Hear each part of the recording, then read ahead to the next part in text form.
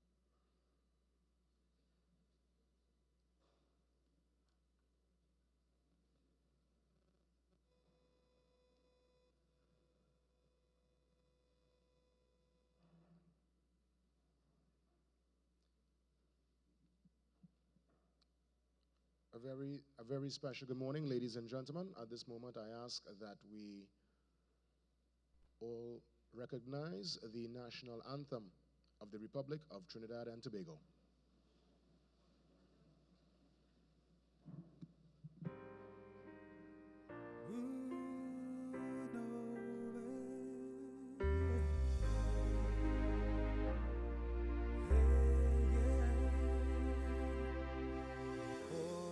From the love of a liberty in the voice of hope and prayer, with boundless faith in our destiny, we solemnly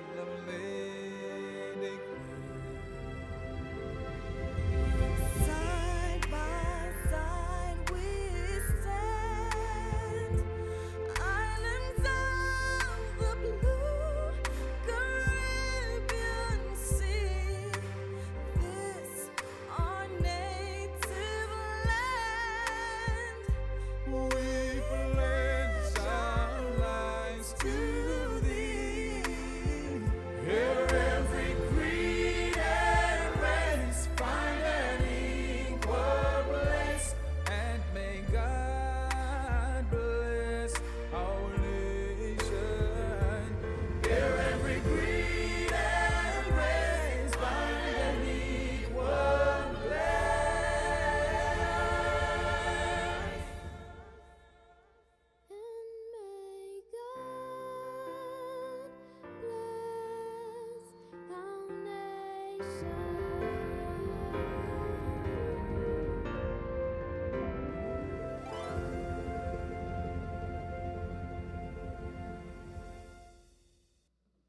Indeed, we can be seated at this point in time. That was a very, very sweet version of the anthem, yes? I saw some folks trying to catch the notes. By all means, we say welcome. We're going to do the official greetings momentarily. At this point, I just want you to sit back, relax, and just soak in this particular moment. Also, if you can just lend your ears and open your minds at this point in time as we get ready for the safety brief.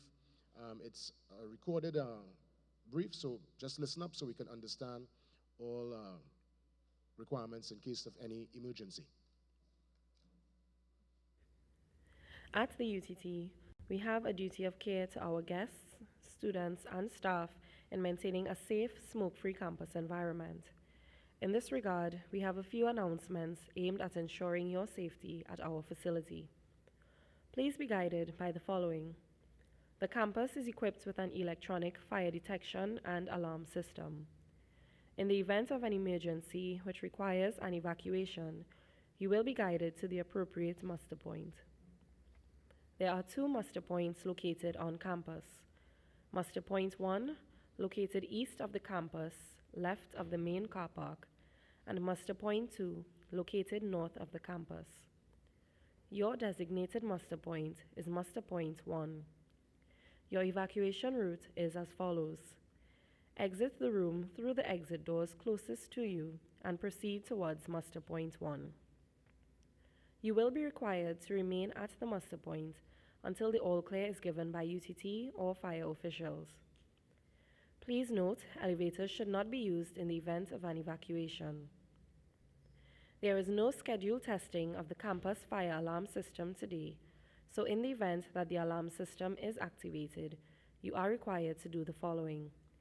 Evacuate in a safe but brisk manner, proceed to the designated muster point, and await further instructions. In terms of welfare facilities, please be guided by the following. Washrooms are located along the corridor with appropriate signage. Portable water coolers are located along the corridor. A health and wellness room is available on campus should the need for first aid attention arise. We do hope you have a pleasant and safe stay at our campus. Thank you and have a pleasant day. Indeed, very important to always embrace the safety brief in any function. At this point in time, to officially bless the proceedings and really put us in that frame of mind, let me invite our colleague from the ministry to lead us with the invocation, the communications officer, Ms. Leah Lewis. Thank you. Good morning, ladies and gentlemen, students, specially invited guests, all heads bowed. Dear God, we thank you for all the effort that has been placed to have this event put forward for the students. I ask you that this morning we have a productive and enjoyable session. Thank you.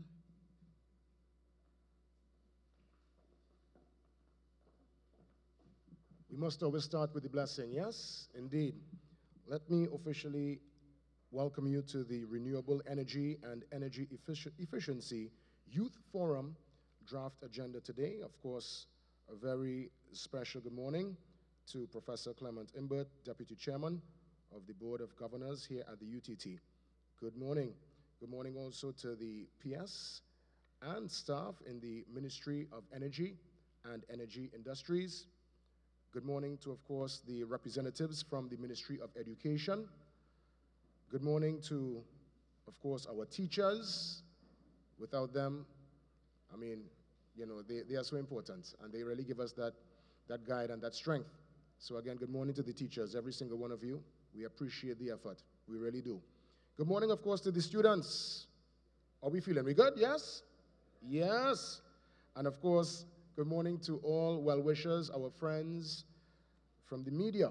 Let me just do the quick roll call, because obviously many of you are going to come forward today, do presentations. Some are obviously going to be very active on stage, and some will be here to lend support. But nonetheless, it's a morning into afternoon where we can embrace information, soak in the knowledge, and when you have that knowledge, you are always empowered.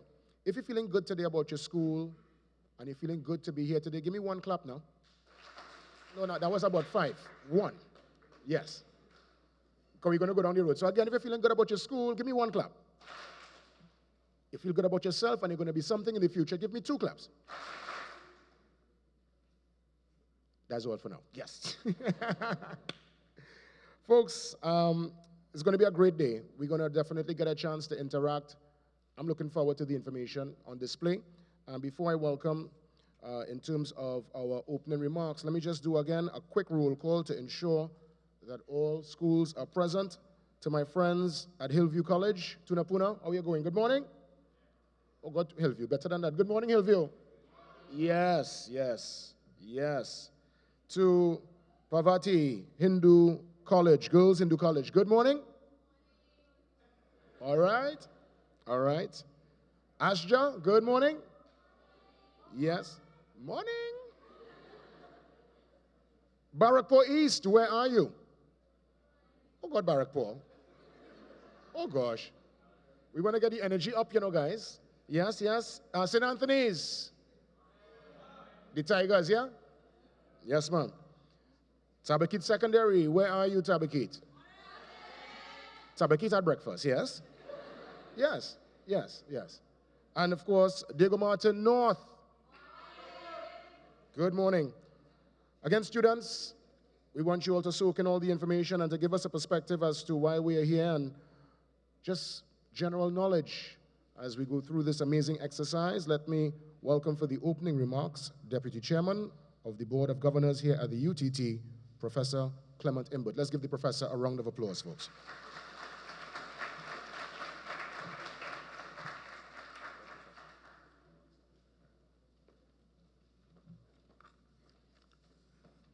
Good morning.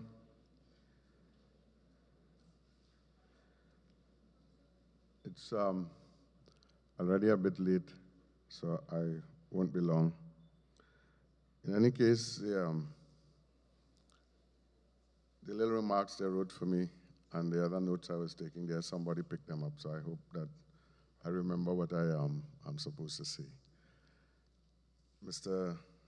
Wang, or rather Senor Wang, Monticelli from the U.S. Secretariat, from the Ministry of Energy and Energy Industries, Mr. André Leveau. I almost said Monsieur André Leveau. His name, he has a double-barrel French name like me. And by the way, my name is Imbert. It's French. Imbert is another little guy in Port of Spain. That's not me. And he calls himself Imbert, and I'm very glad for that. So SMC and everybody else, remember it's Imbert, it's French. So is your first name. Mr. John Rupchand, the Director of Curriculum from the Ministry of Education. Other representatives from the 2 ministries, the Ministry of Energy and Energy Industries and the Ministry of Education. The officials here, or the people here, I believe there are some people here from the Energy and Climate Partnerships of the Americas. Welcome this morning to Trinidad and Tobago. Of course, you, the students, most importantly, we are so happy that you're here and everybody is here. You did answer the roll call, so welcome, and I hope you enjoy the proceedings. Members of the media and other distinguished guests, ladies and gentlemen, it is fitting that this symposium is held here at the Point Lisas campus of UTT. It's called the Energy Campus, as you'd see way at the back of the stage. And UTT has been involved in several initiatives in energy, particularly alternative energy. I think, as everybody here knows, Trinidad and Tobago has depended on hydrocarbon resources, mainly as the main contributor to our GDP. There is a saying that the first commercial oil well was drilled in Trinidad and Tobago. I don't know how true that is. Some people say it's the first or the second. But it's way back in 1912 that we first started to exploit oil in this country, so it's over 100 years.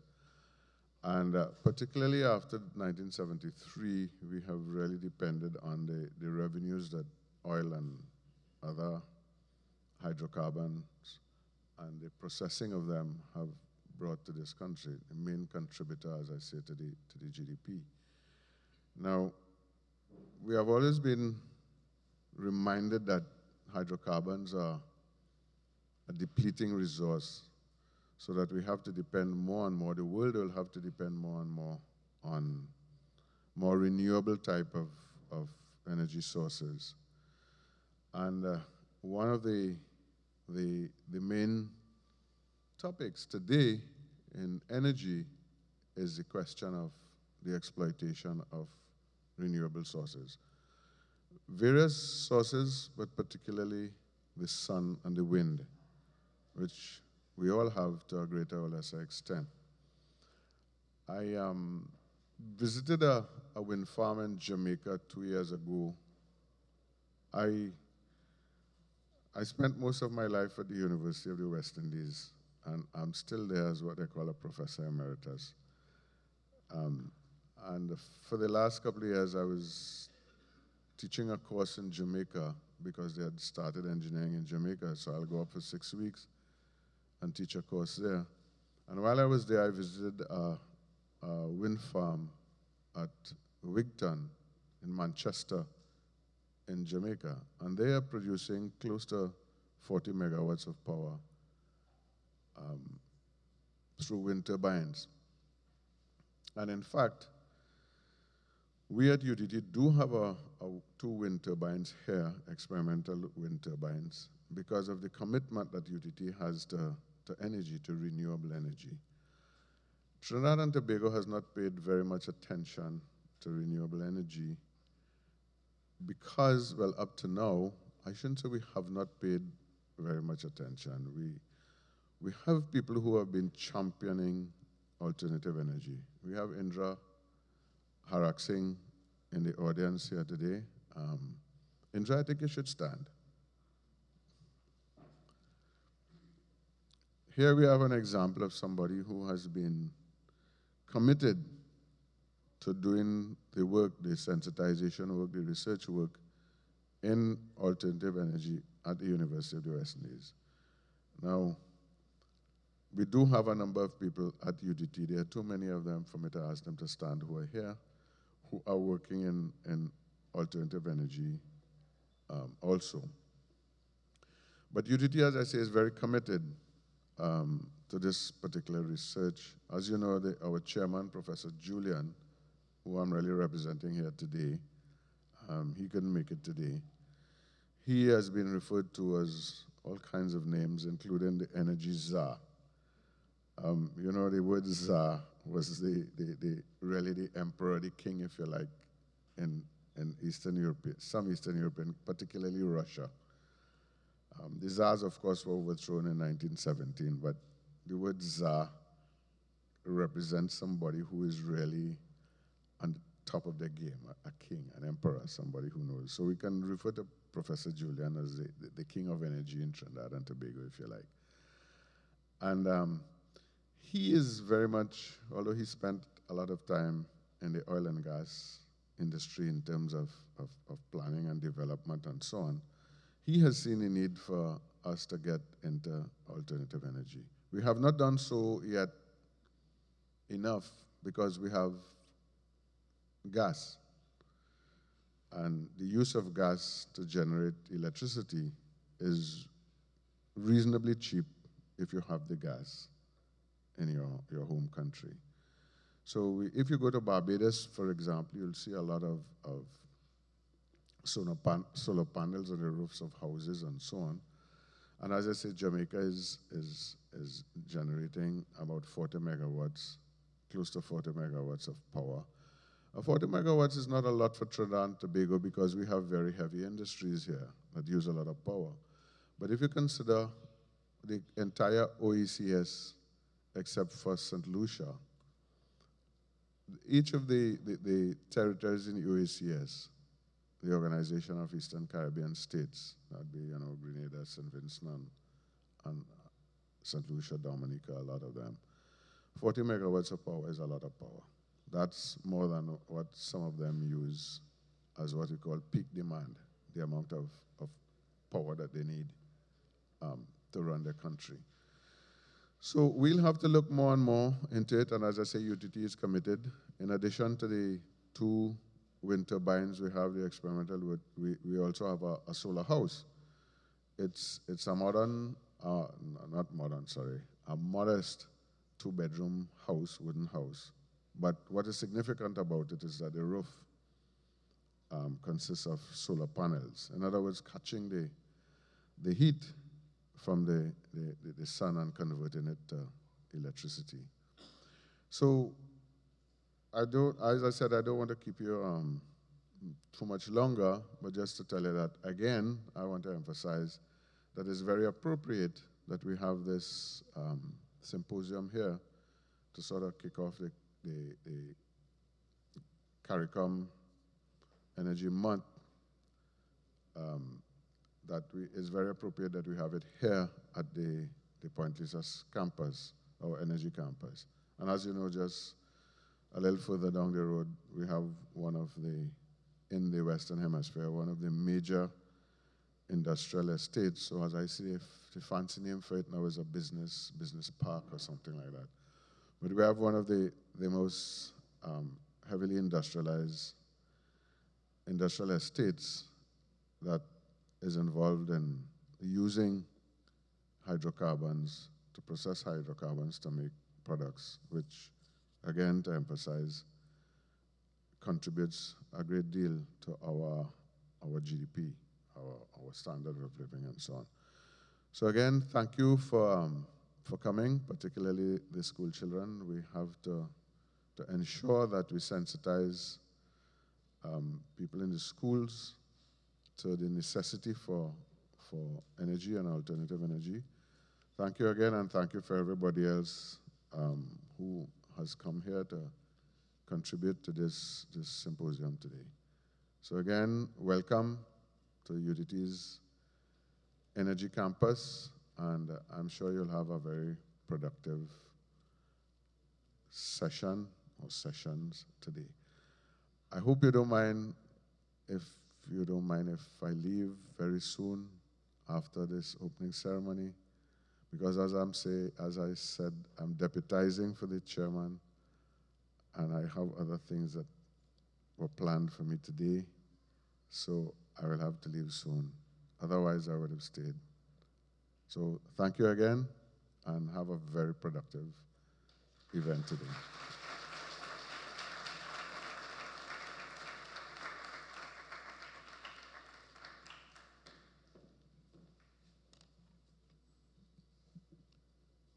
Thank you so much, Professor. Let me acknowledge some of the schools that just made their way into the auditorium. Let me say good morning to my friends from San Fernando West. Yes? That's all right there, right? Nice, good. Yeah, woo, yeah, wow. Also, Brazil Secondary, they're here with us today. Brazil, yes, morning. And our friends from the East, Holy Cross and Arima. Where's Holy Cross? Holy Cross, they're so quiet, boy?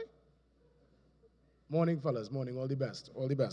Listen, at this point in time, we just move on with some of the formalities before we get into presentations, and I will give you the running order in a few. But before that, let me call on our friend from the Ministry of Education, the Ministry of Education designate, John Rupchan, to give a couple remarks.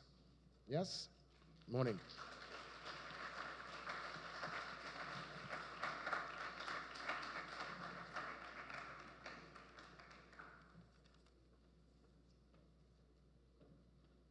Professor Mbert, Deputy Chairman of the Board of Governors at UTT, Mr. Laveau, Permanent Secretary, Ministry of Energy and Energy Industries, Mr. Monticelli, representative of the OAS, Professor Narayan Singh, President UTT, other dignitaries, colleagues in education, students, teachers, members of the media, other goodly ladies and gentlemen. Good morning. As I heard Professor Embert saying there that he is deputizing for the chairman, I couldn't help but stray a little bit and say in Trinidad here, now again we see the importance of a deputy. And you know the deputy is essential, certainly. But today I also noted when he started to expound a bit about the alternative energies. And you know, very recently, I'm looking at my backyard, and I have this little hill at the back of the house there, and the wind blows all the time. And I'm saying to myself, here's a project for retirement. I'm going to set up a wind turbine there and generate some electricity to drive my work at home. And today, as I'm standing here, I'm seeing that a lot of groundwork has been laid in terms of sensitizing our national population in terms of energy and renewable energies. And I'm feeling particularly proud that I'm in a place at the Ministry of Education where I can contribute towards the sustainability of these projects. Ladies and gentlemen, at the beginning or at the start of the Caricom Energy Month, I am particularly pleased to be here at this Renewable Energy and Energy Efficiency Youth Forum. It tells me that there is hope. This morning, as we were talking about as I was chatting with Mr. Monticelli there, and we're talking about energy in Trinidad, we wonder, you know, to what extent can we continue the way that we have been going? We know that Trinidad and Tobago has been energy dependent in terms of our natural resource, oil and gas.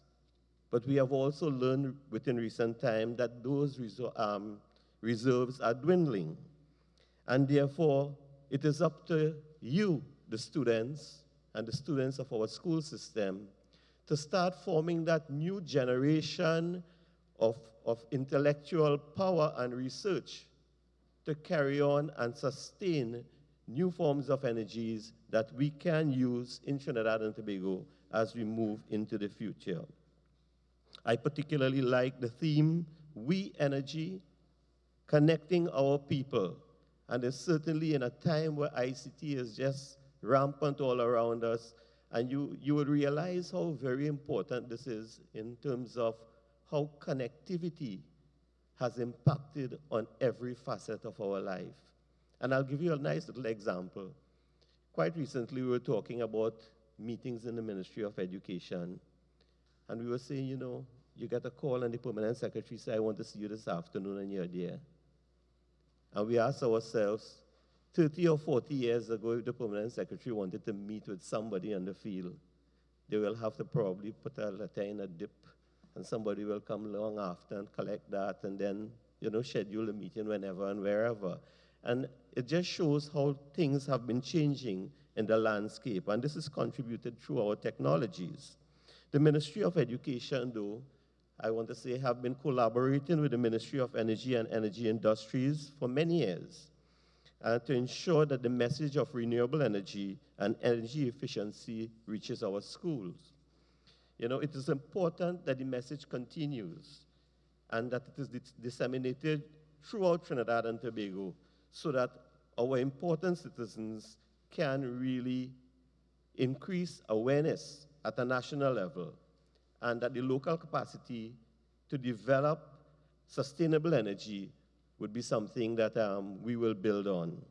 You, the students, you are critical to this endeavor, as I said before. And therefore, it is for you to voice your positions and contribute to the national discussion on energy. I want to encourage you, the students, through all the projects that we have in school, and we have several projects in our school system right now that is focused around technology in education. And particularly this one where we are connecting it to one of our present initiatives that we talk about the STEM, the STEAM, and we have taken it the STREAM initiative. And therefore, you play no small part in taking this forward. If you look at our little banner there on the Ministry of Education, We talk as part of our mission to ensure that all our children, all our graduates will meet their full potential. But more than that, that they will be able to be, if you check what the second one say, academically balanced. Academically balanced means that that diversity that we expect you to develop in your own positions, that you will not just be saying, I'm a student of the languages, or I am a student of the modern studies, or I am a student of the arts. That you must be also able to say that even though I am a student of the languages, that I have a good sense of what is taking place in science and technology, and that I can make a contribution and voice an opinion that is going to be considered. As we talk about the energy discussions, I encourage you, the students, to engage yourselves and engage your colleagues in the discussion so that we can take forward our opinions. No opinions are bad opinions. And I encourage you to innovate. Let us take our country forward. And in our innovation, I assure you that every opinion contributes. In the right context, every innovation is an asset.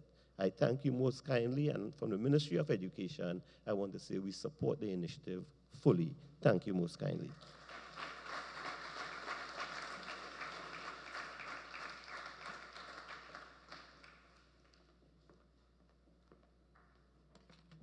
That's right. Every innovation is an asset. Every opinion counts. And definitely when it's time for you to come up and do your presentation, we will definitely sit, take it in, and we want to really wish you the best in advance. I'll give you some advice before we get into the presentations, because I know some of you might be feeling the nerves, but it's going to be okay. It's going to be okay today. Trust me, it's going to be okay. Let's move on now to the feature address, and after that we get straight into presentations. And again, I will give the list of schools momentarily. But help me as I bring to the lectern the Permanent Secretary in the Ministry of Energy and Energy Industries, Andrew Laveau. Yes? PS.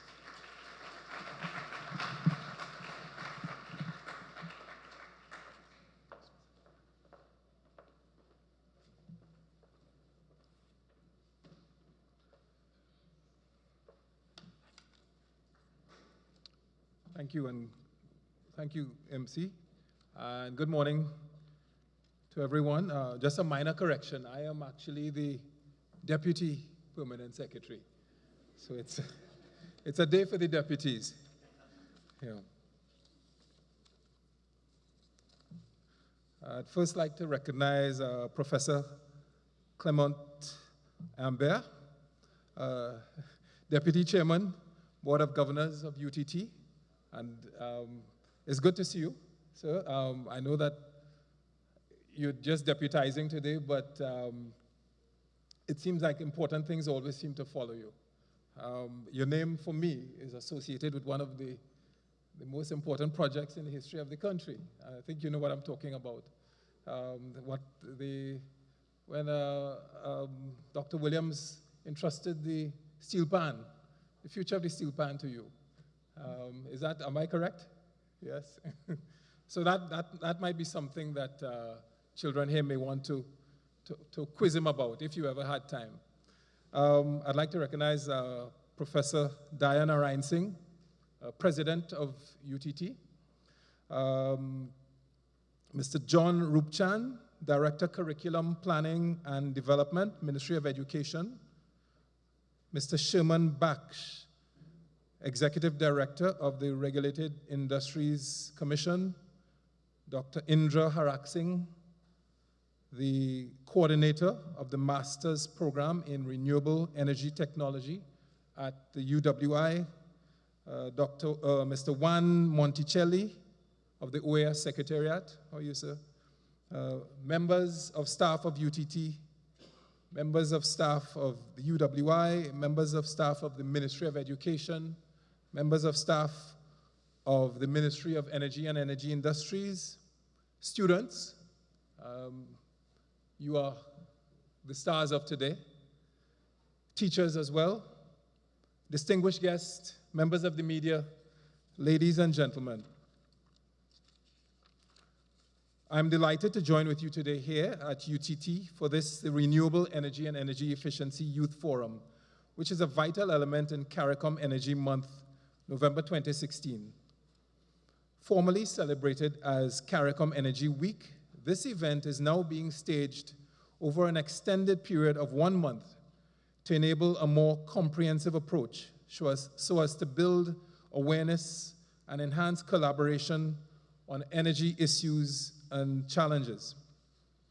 Caricom Energy Month is a partnership among the Caricom Secretariat, member states, regional institutions, and development partners within the community. This region-wide initiative highlights the importance of energy to our economic development, social stability, and environmental well-being. And all this under the theme, the regional theme of sustainable energy for sustainable development. Our national theme, which we've adopted, is, and you probably have internalized it by now, We Energy, Connecting Our People. Now, this is clearly what we're about today, and in particular, I'm very pleased to see so many young people. I'm glad to see your interest in this event, because it's clear that a very interesting and engaging program is prepared for you. I'd like to, you probably are aware of an activity that the Ministry of Energy and Energy Industries has been conducting. It continues to host a radio competition at 3 of our popular stations, Red 96.7, Slam 100.5, and Hot 93, as well as a social media photo and video competition aimed at raising public awareness of renewable energy and energy efficiency. Now, I'd like you to note that Trinidad and Tobago, as the only member country that is a net exporter of energy, is uniquely positioned in the Caricom energy context. This is even more so considering that this country relies on its indigenous natural gas supply for power generation. So I'm sure that most of our young audience is aware of the importance of the local energy sector to the national economy. We consider our energy future to rest on a diversified mix, as well as the efficient use of energy resources in sustaining our development. Now, on April 22nd, 2016, Trinidad and Tobago became a signatory to the Paris Agreement on Climate Change. We have voluntarily committed to reducing our overall emissions in our 3 major emitting sectors: power generation, transportation, and industrial. So the target is a reduction of 15% by 2030, down from business as usual levels. On November 4th, 2016, the Paris Agreement entered into force, and therefore one can expect governments to take increasing action to meet with their voluntary commitments to limit global temperature increases. Trinidad and Tobago has also expressed commitment to reducing greenhouse gas emissions through achievement of a national target of 10% renewable energy power generation by 2021. Now, realizing this ambitious goal requires the alignment of policies, technologies, business models, and very importantly, behavioral changes in order to adopt low carbon technologies to reduce energy intensity and carbon emissions. The combination of renewable energy and energy efficiency offers us several benefits, including fuel cost savings, reduction of hazardous air emissions, as well as the creation of new industries. It is incumbent on us as global citizens, and particularly as a small island developing state, to do our part in shaping the future we want, a future with clean, affordable, and reliable energy supply. Now, as the region seeks to develop its capacity for renewable energy and energy efficiency, we enlist the involvement of all stakeholders, especially our creative and talented youth, tomorrow's leaders who are here today. I'd like to invite you to consider the new and exciting career paths that will open up to you as we accelerate the deployment of low carbon technologies. Some of the opportunities they include engineers, technicians, financial analysts, energy auditors, and other careers in the renewable energy and energy efficiency field. For example, greenhouse gas sustainability analyst, energy efficiency engineer, green finance expert, green architects, and technology suppliers. And I must say, I hope these positions don't sound unattractive to you, because at two renewable energy, Caribbean renewable energy conferences that I recently attended, they seem to, and Dr. Haraxing, you might remember this quite well, they seem to want to get it into our heads. There's a lot of good to be done and a lot of money to be made. So these positions should interest you. Now, to advance the deployment of renewable energy sources, the Ministry of Energy and Energy Industries continues to pursue a number of initiatives with a macroeconomic framework, within a macroeconomic framework for the sustainable development of the economy. Priority areas of focus include renewable energy resource assessments, renewable energy grid integration, energy efficiency audits, and promotion of energy efficient devices. Several initiatives geared towards creating an enabling environment, capacity building, and awareness enhancement are being pursued. For example, standards have been published for the design and installation of solar water heaters. Standards are currently being finalized for solar photovoltaic systems, and incentives can be accessed for persons and businesses interested in the purchase of these types of equipment. The TNTEC and RIC Acts are also currently being amended to take account of renewable energy, and this will enable renewable electricity generators to connect to the national grid. This in turn will encourage individual homeowners to invest in renewable energy technologies and perhaps feed the excess power they produce into the national grid. The Ministry of Energy and Energy Industries continues to explore the potential for wind, solar, as well as waste-to-energy projects to achieve this country's emission reduction targets as far as electricity generation are concerned. Currently, the establishment of a waste-to-energy facility is proposed to be located at the Beetham landfill site. So that is under consideration. The establishment of this facility can be seen as a part of a strategy to promote efficiency and modernize this country's integrated municipal solid waste management system. In addition, the development of local solar voltaic manufacturing facility is being explored by the government through the National Energy Corporation and InvestTT. The integrated facility, as proposed, will involve the construction of a metallurgical grade silicon plant, a polysilicon plant, a float glass plant, and an integrated solar PV plant. So the consultant is on board,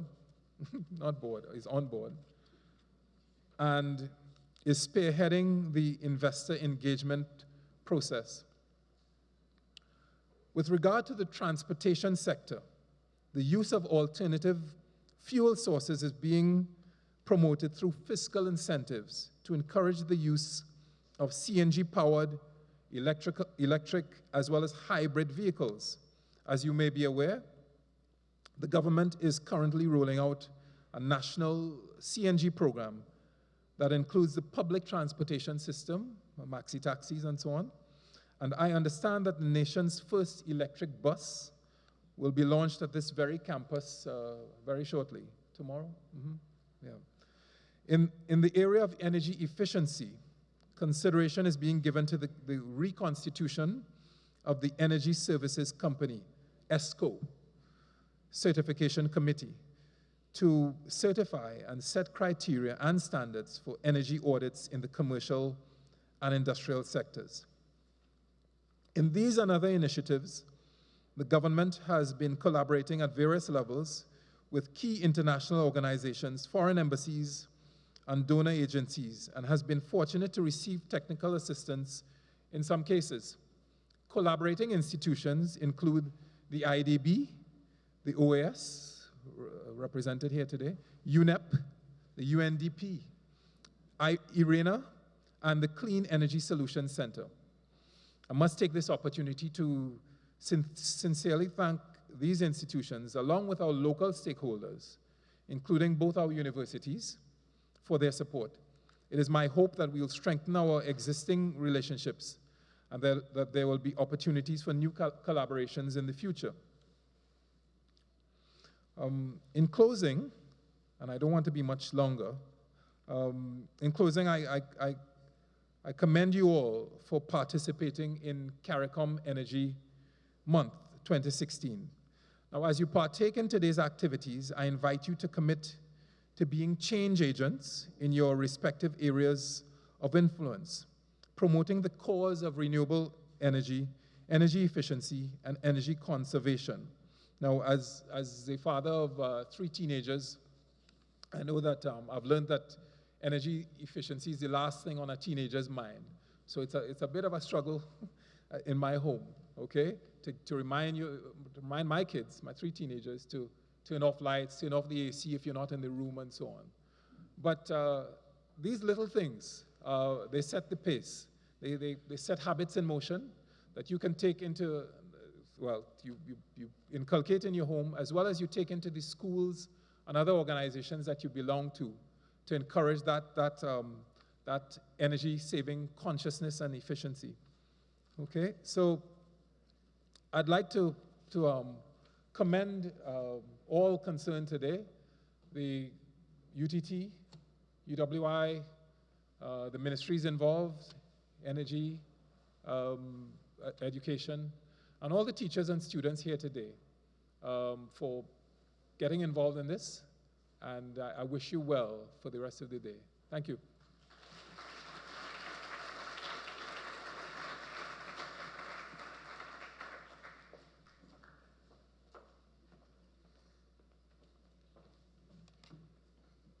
Deputy PS in the Ministry of Energy and Energy Industries, Andrew Laveau. Thank you so much for your words. So that's, of course, the end of the formalities as relates to some of the, stakeholders, some of the people in the field, just giving us some of their insight. Now it's your time, you're on the show. Yeah, it's your time to shine. As mentioned before, you are indeed the stars. And before I actually give you the rundown in terms of presentations and some of the basic rules, I just want to give you a moment to break the ice amongst yourself as students. If you could, at this point in time, turn to the person next to you, or even more so the person behind you, because these are the students who you're meeting for the first time, and just shake a hand and just say a quick hello. Now, I'm going to give you about 30 seconds. Just turn around, shake a hand. Yes. Say a good morning. Right. Don't exchange no Instagram information. Just shake a hand. Don't exchange no Facebook in. Just shake a hand. Just shake a hand and, yes. Shake up yourself, man. Right? Holy Cross. Only shake everybody hand, everybody. That's Holy Cross there now. Right? What a man walking through the whole floor. I like how you doing it, partner. I like how you doing it. This man walking the whole floor. Future politician. Yes? We will vote for you, my friend. That's the spirit. That's the spirit. Good. So the ice is broken. We could just free up the shoulders now. Good. It's your time. Now, for the schools coming up, you'll have to let us know in terms of the space. I don't know if any of you are going to bring forward fancy pyrotechnics and fog machine and all that great stuff. But if indeed you need space, just let us know and we will accommodate if we need to move anything. For the schools coming forward, you have at least 5 to 7 minutes to showcase and bring forward your information on renewable energy and energy efficiency. Also, this part is very interesting. At the end of the session, every presentation, one of the students will ask a question to the audience. And once you're able to answer the question correct, you will receive a fantastic prize from the Ministry of Energy. The tent is outside and they have some great prizes in store. So this is an incentive whereby you listen up, you pay attention, and you soak in the information on display this morning. Let me give you the running order. So as I call out the first school, you can get yourself ready immediately. Coming up first, we will have our friends from Hillview College in Tunapuna. So Hillview, line up yourself one time. Yes. Yes, Hillview, get yourself ready. You are coming in first, you know.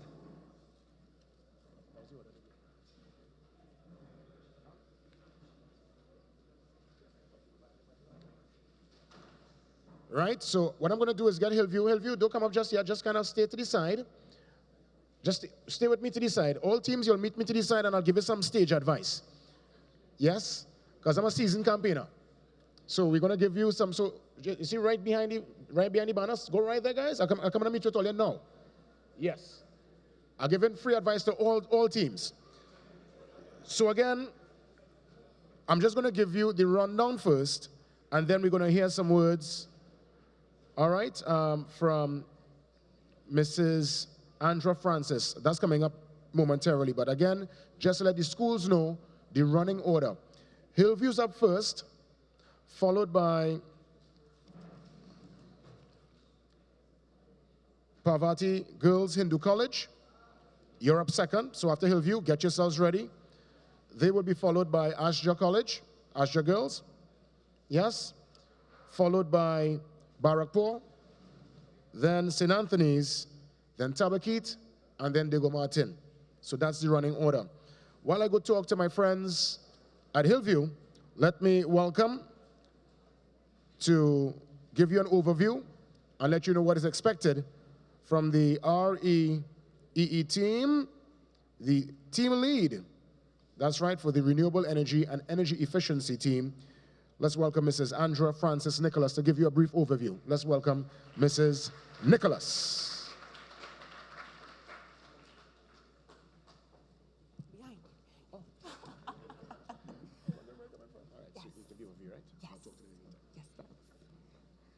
Good morning, everyone. Good morning.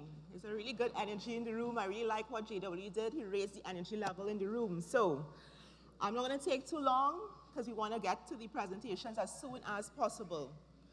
But what I'm here to do is just to set some context for the day, just to let you know what this whole thing is about. What is Caricom Energy Month? Why are we here? Why did we invite you?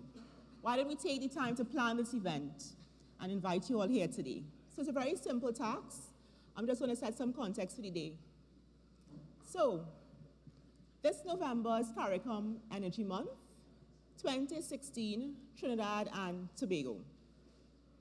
And this November, we celebrate it under the regional theme of sustainable energy for sustainable development and the national theme of We Energy, connecting our people. And throughout the month, what we've been trying to do is to connect with our stakeholders as much as possible. And today, our aim is to connect with you, the youth, because you all are very, very important to this process. So youth, today is really all about you. Today is your day. A lot of planning went into this event. Our very hardworking staff of the Ministry of Energy and Energy Industries, a very hard-working renewable energy and energy efficiency team. So I just want to thank you guys, and I hope you enjoy the day. So just to give you a brief background about Caricom Energy Month. Caricom Energy Month, or Caricom Energy Week, in fact, was established in 2011, and it came out of a mandate from Caricom Energy Ministers. It was established as an annual event to take place during the second week of November every year. Its intention is really to provide a regional platform for energy matters, for raising energy awareness, because as we all know, energy is critically important to all our lives, to our economic and our social development. This year, a decision was made to shift from observing a simple week, Caricom Energy Week, to really observing Caricom Energy Month over the entire month of November. So, how did we get here? Why did we decide to focus on the youth this year? Well, when we first began discussing how we were going to execute Caricom Energy Month 2016 for Trinidad and Tobago, at the time we were also preparing a roadmap towards achieving the 10% renewable energy generation target by 2021, as outlined in our national budget. And we had to determine how we were going to get there, what incentives and programs the government would have to implement in order to get us to that target. But during the course of our discussions, we recognized that everyday champions would be needed, that we need to have buy-in from the people it's going to affect the most. And that's why we invited you here today. You all are the future. We want you to share in our vision and to really understand why we are doing what we are doing. So it was at that point we decided to really focus on the youth this year because we wanted to be as effective as possible. We didn't want to waste our efforts. You all are the future, you all are the next generation. So everything we've done this year has been focusing on the youth. Our radio segments you would have heard about have been airing on radio stations that typically have a youth focus. Red 96.7, Hot 93, and Slam 100.5. Our ongoing social media competition, we've asked individuals to submit their pieces, their photos and videos to our Instagram and our Facebook pages using the hashtag, things up there, CMTT2016. And we've really seen some incredible and creative pieces. So we encourage all of you to upload your pieces. We look forward to seeing what you'll produce. And finally, of course, our finale, our great piece, this youth forum today. Even the way, everything that we've done, the way we formatted the program, our choice of our MC and our edutainment is all in keeping with our youth focus.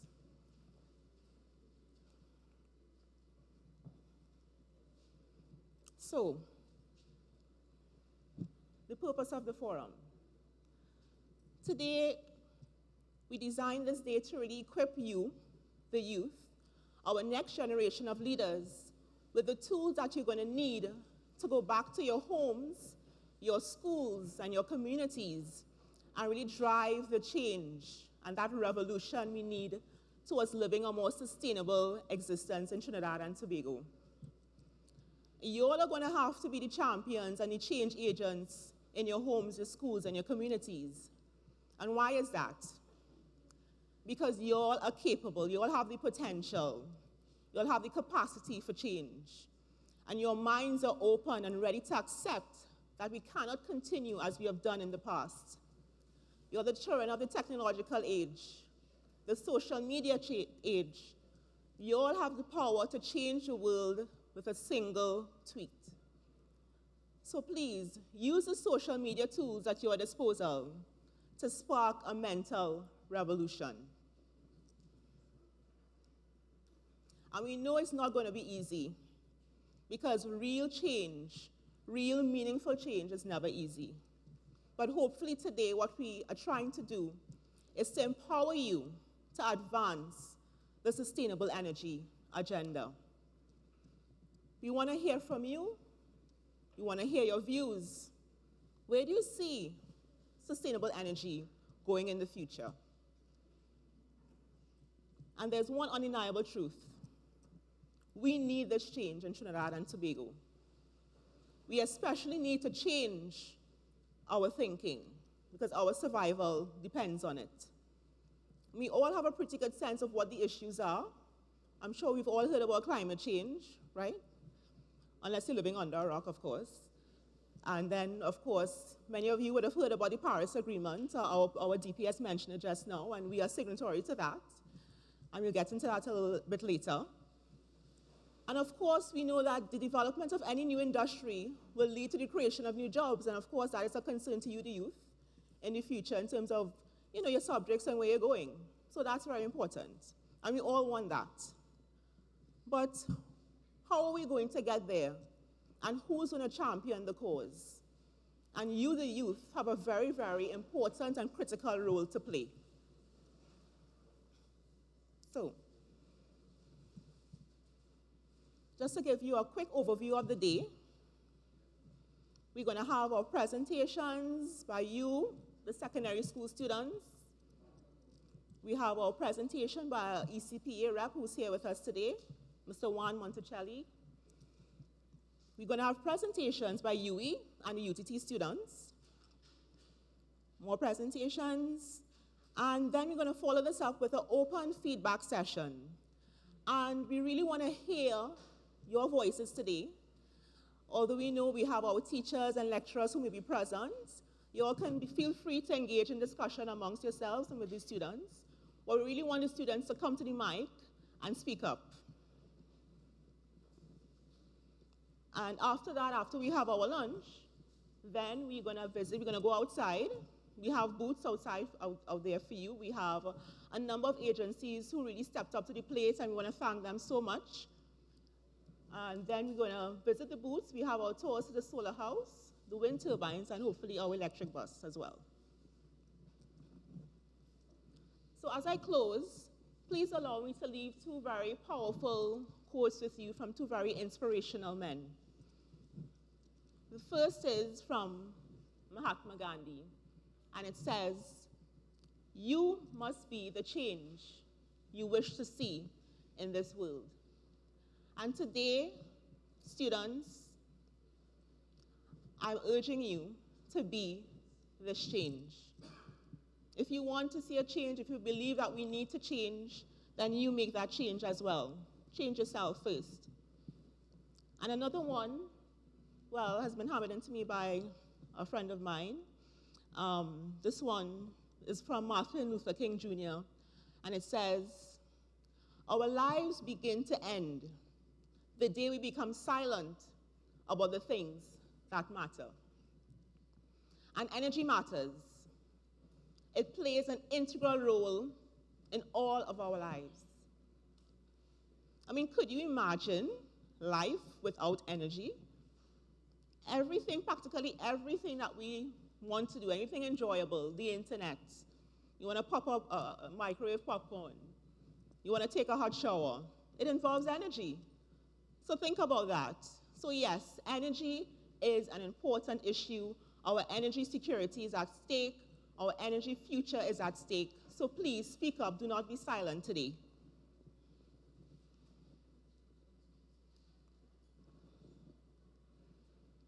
So at this point, I just want to say thank you to all of you, the students, for coming, for being here with us today. We are privileged to host you. We also want to thank our stakeholders and our specially invited guests. Thank you for coming. Thank you for being here. And now, as without further ado, youth, the floor is now yours. And I now hand you back over to our very capable MC, Mr. JW. Thank you.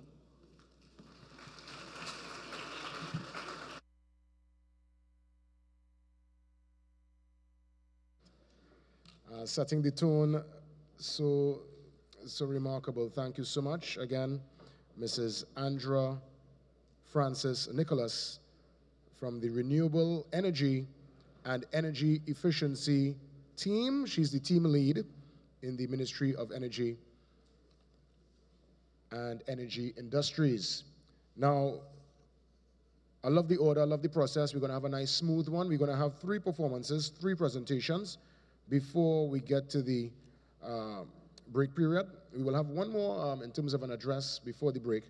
But obviously, we start things off with our friends out of Tunapuna. And while they actually make their way on stage, let me inform the students who are taking part in the presentation from Parvati Girls Hindu College.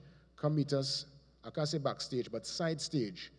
Yes, so we can get all your requirements, and while that's going on, while we're having the first performance, we can know what is required and what is needed for your performance on stage. So, my friends, with no further delay, coming forward to get the ball rolling, never an easy position to start off position one, but they are definitely going to set the bar and set the tone. It's a musical presentation, and we have the combination of Jordan, Patrice, and Shreya. Yes, I'm going to call them Hillview College in 3D, three-dimensional. Make your way on stage, guys. Give it up for Hillview College. Yes, in a 3D.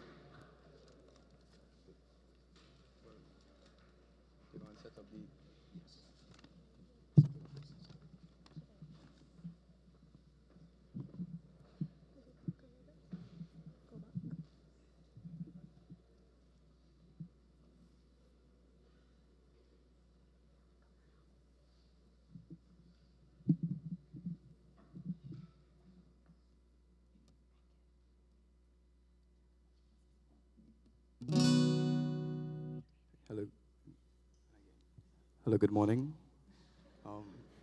We are students of Hillview College, and we are going to present to you a song on biomass energy. Thank you.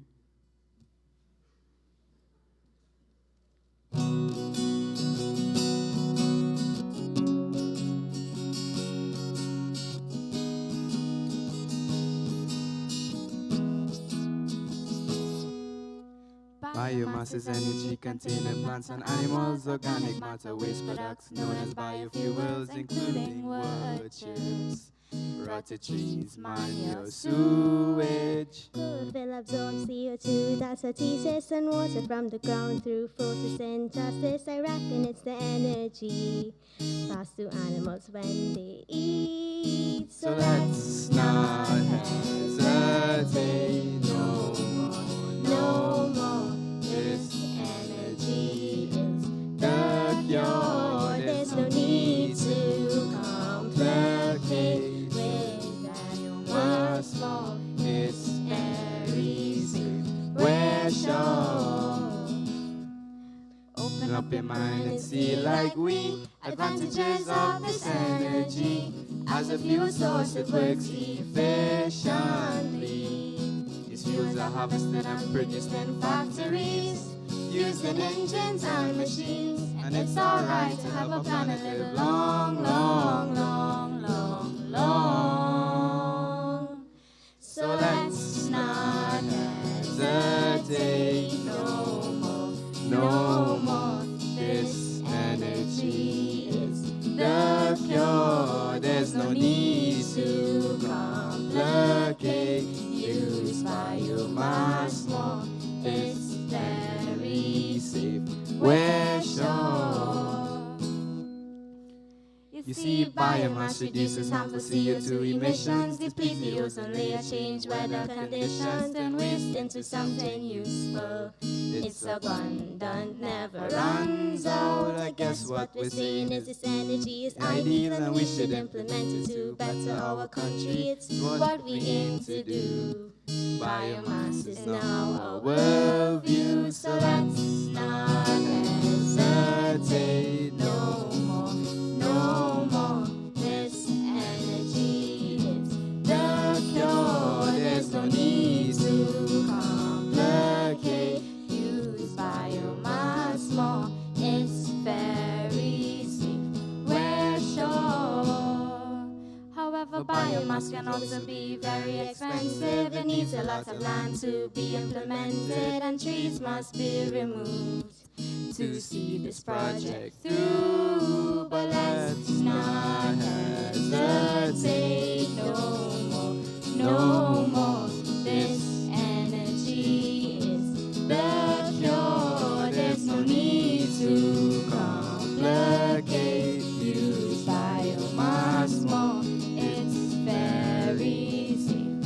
We're sure. So let's Open up your mind and see like we. Advantages of this energy. As a fuel source, it works efficiently. These Fuels are harvested and produced in factories, using engines and machines, and it's alright to help our planet live long, long, long, long, long.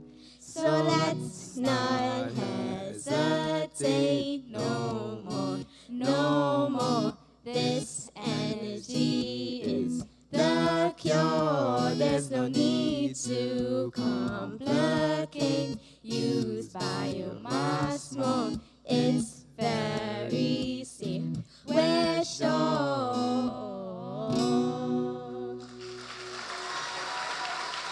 Thank you.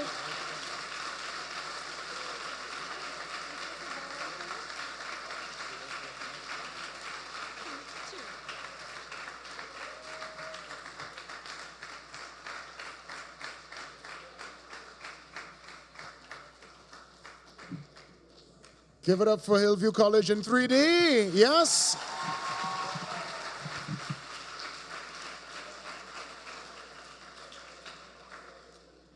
Yes, boy. Oh, they started off nice, you know.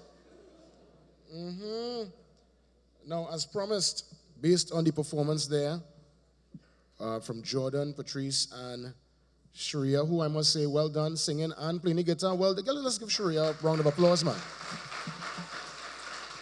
Talent, yes? Now, there was a lyric, or some lyrics there coming down inside the chorus. And I want to pose the question to any student.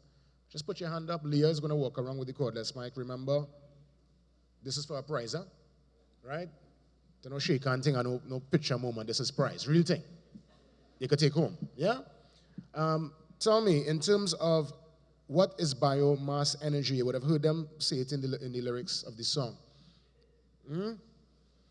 They said something to the effect of, don't hesitate.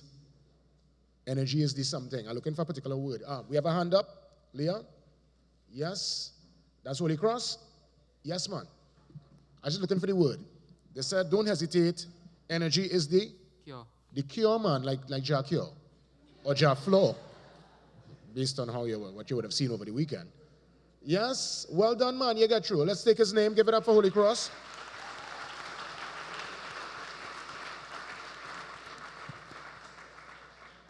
Cure, man. How you mean? We're going to move on now to Parvati Girls Hindu College, and while they make their way on stage, let me get my friends ready from Ashja College, because you're up next. Come meet us to the side so we can work out all your stage requirements. So joining me on stage, we have Shania, who is playing the role of a mother. Shania, step forward. Yes, this is Shania, folks. She's mommy for the moment. And we have her daughter, who is Sarika. Yes?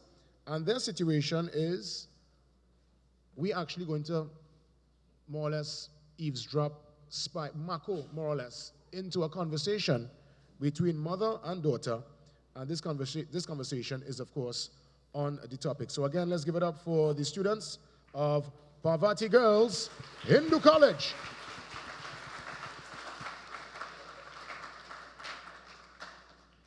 Good morning. As he said, we're from Parvati Girls. Okay, thank you.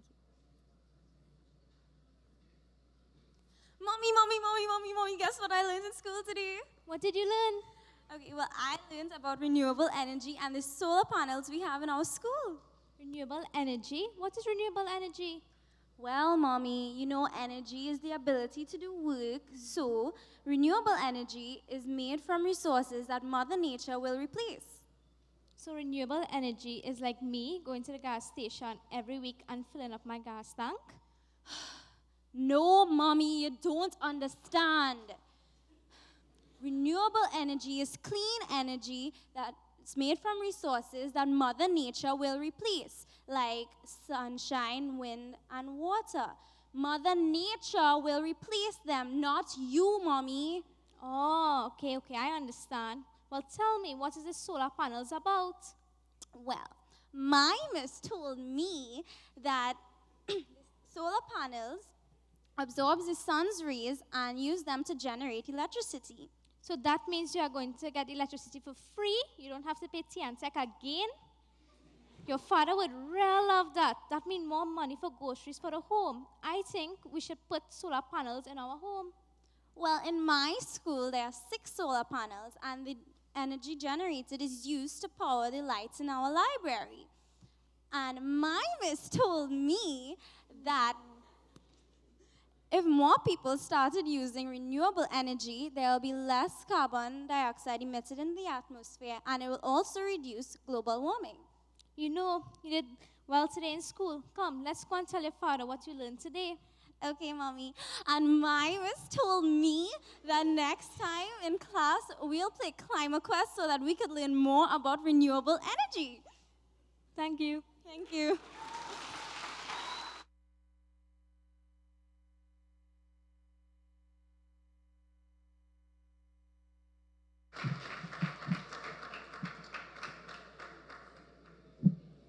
That was excellent. Like, woo!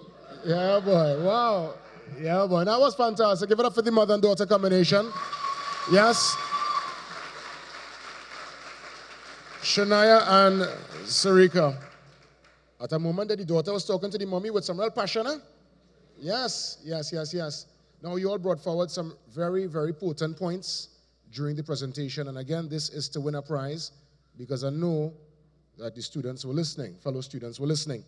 I want you to tell me what are some of the benefits of the solar panels. I saw this hand up first, actually. I saw this hand up first to the front. So let's get a microphone across to my friend here. My friends from the ministry, just make sure and take this young man's name because your face looking confident. You look like you have this one. So just explain to me some of the benefits of solar panels as explained by our friends from Parvati Girls Hindu College. Yeah, all is yours, all is yours. The solar panels are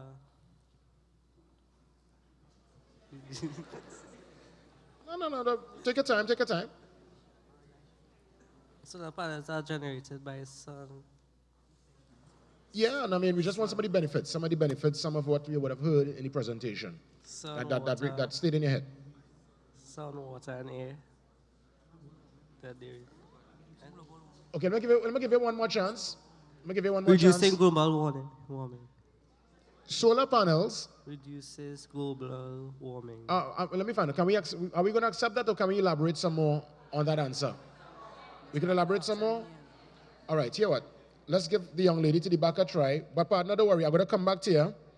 I will come back to you to give you a chance to redeem yourself because I have confidence in you. So I will come back. So make sure when the presentation is going on that you listen up. Huh? To my friend to the back, what school is that again? It's San Fernando West Secondary. All right. Is that what you call Old Tech? Yeah. You see, I know it. Give me some answers. It's renewable and it's cleaner to the atmosphere, less carbon dioxide in the atmosphere, and it reduces global warming, I guess. Can we accept that one there? Yeah. I mean, we could accept it, yes. Let's get the price to her. Now, the thing is, there are way other benefits, many more that would have been explained, and by all means, that's what today is about, engaging in conversation and learning. I'm a partner to the front. Remember, I'll come back, huh? You're going to get something today, I promise you. You must get something today. We're going to move on now to Ashja Girls College out of Charleville, and coming up on stage, Saida, who's coming to give us an amazing presentation, bringing forward some incentives that the government should implement to encourage and promote energy, and she's going to bring forward the conversation. Let's give a round of applause to the very brave Saida Khan from Ashja Girls.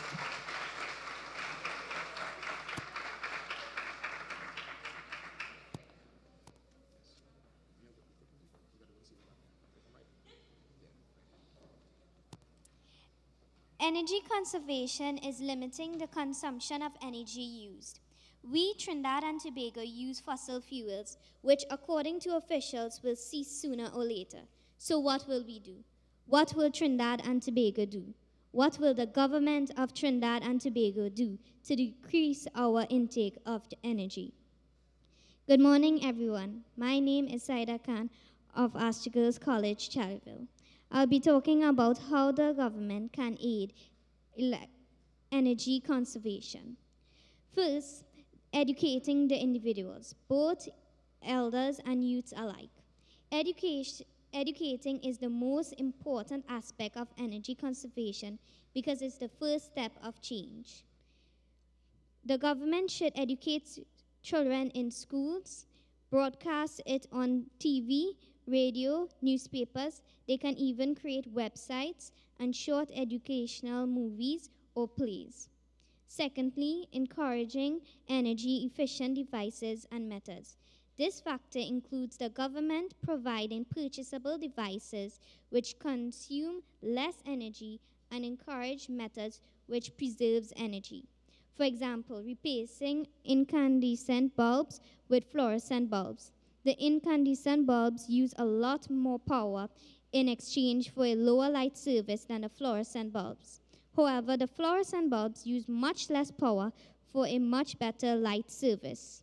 Another example is carpooling. This reduces the gasoline exhaustion because one vehicle can carry 5 or more people for the same amount of energy used to carry one person.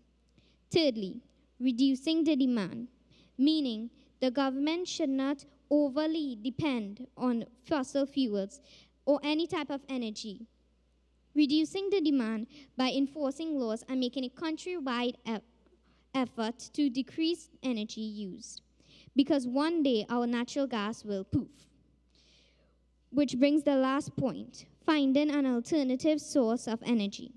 Trinidad and Tobago have a variety of renewable sources of energy we can use. We can use solar energy, wind energy, ocean energy, and so much more. Because the fact is we receive unlimited sunlight, unlimited wind, and unlimited water, which will never, ever, ever run out.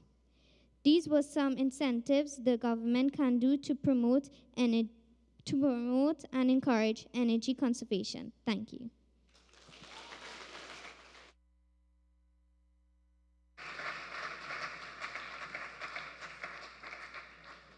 Well done, very potent, very strong, great words. And again, we're going to put forward a simple question. You think, yes, I feel I could bring it back to my partner here because I want to give you something. You was listening, right? Yeah.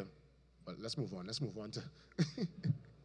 You see, Anna, but you didn't soak in everything. Don't worry. Just make sure and pay attention. We want to make sure that you get through before the end of the program. What was the first point she mentioned in terms of... And she said it was actually the most important point. I saw my friend up to the back. Yes, let's pass the microphone. First, you have to educate the public about it. Education, very important. And that's what it's all about today, Yes?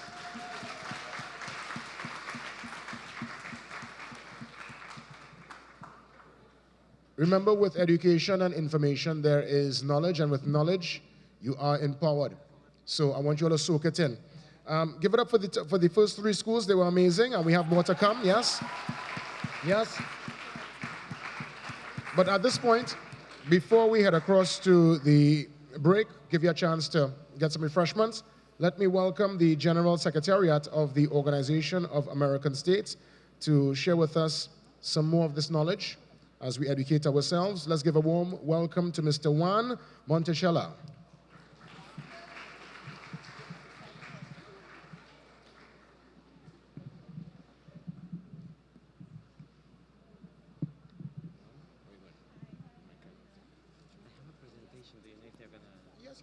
Okay, for sure.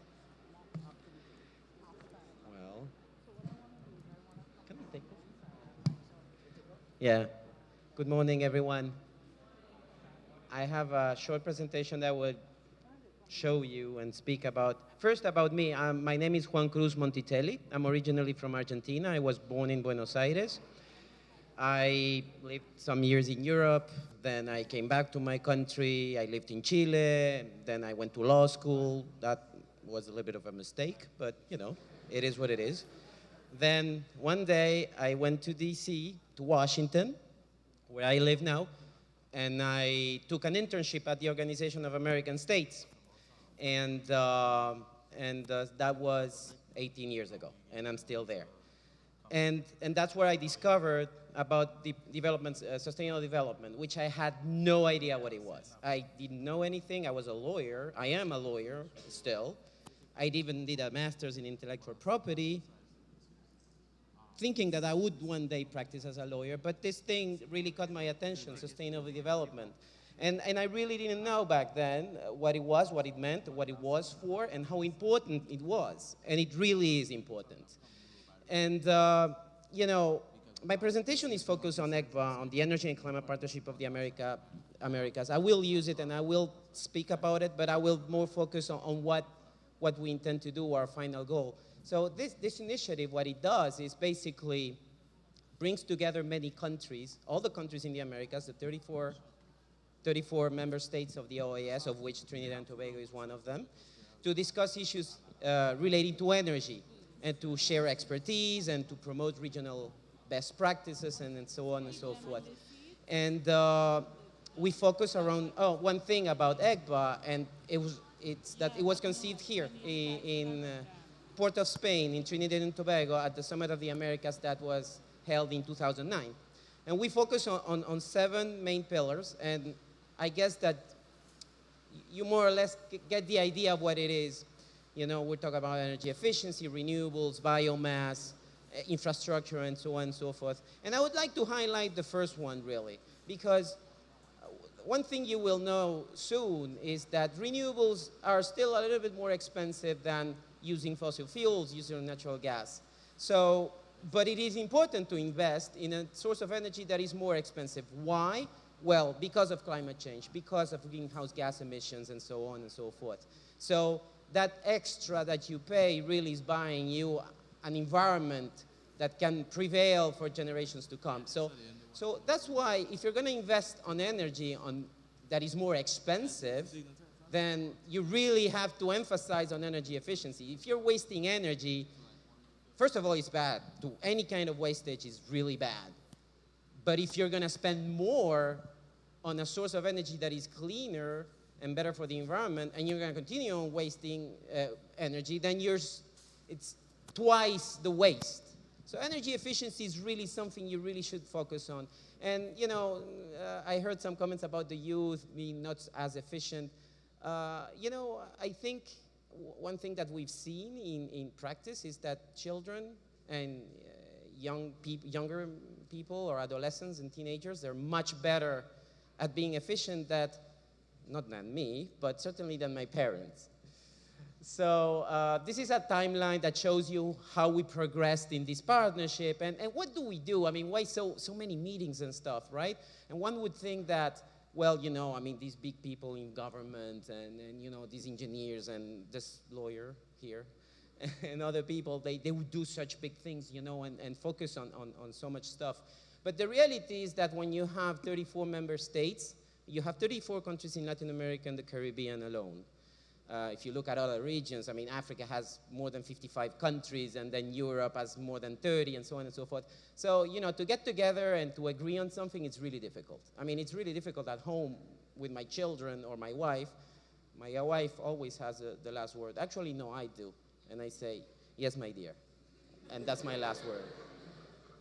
And the same thing happens when you talk about countries and regions and continents. So you have 500 million people living in Latin America and the Caribbean, and you have to sit them together to agree on something. And that is, I think, it's not impossible, but nearly. But on some things, there was agreement, and that's unbelievable. What happened in Paris, the climate accord, which was mentioned here, I don't think personally, I've been working in this field for 18 years, and when I saw it happening, I was surprised, pleasantly, of course. I couldn't believe it. I was like, this is wonderful news, and we'll see how this progresses, because this agreement was just signed less than a year ago. We see some geopolitical changes in the region that might jeopardize what was achieved in Paris, but, you know, I mean, we gotta hope for the best.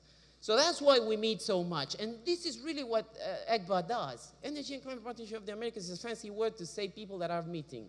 Government officials, private sector, regulators, and so on and so on. Technicians, experts, decision makers. And that's what it does. And so we build a structure, you know, it's a flexible one. We wanted to keep it simple so that it wasn't too expensive to maintain, so that people would convene and coalesce around these topics.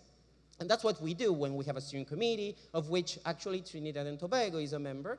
And we have here a colleague here from the Ministry of Energy and Energy Industries. Her name is Anita Hankey, and she's a member of that steering committee. And every month we meet via Skype or via, no, actually we do GoToMeeting.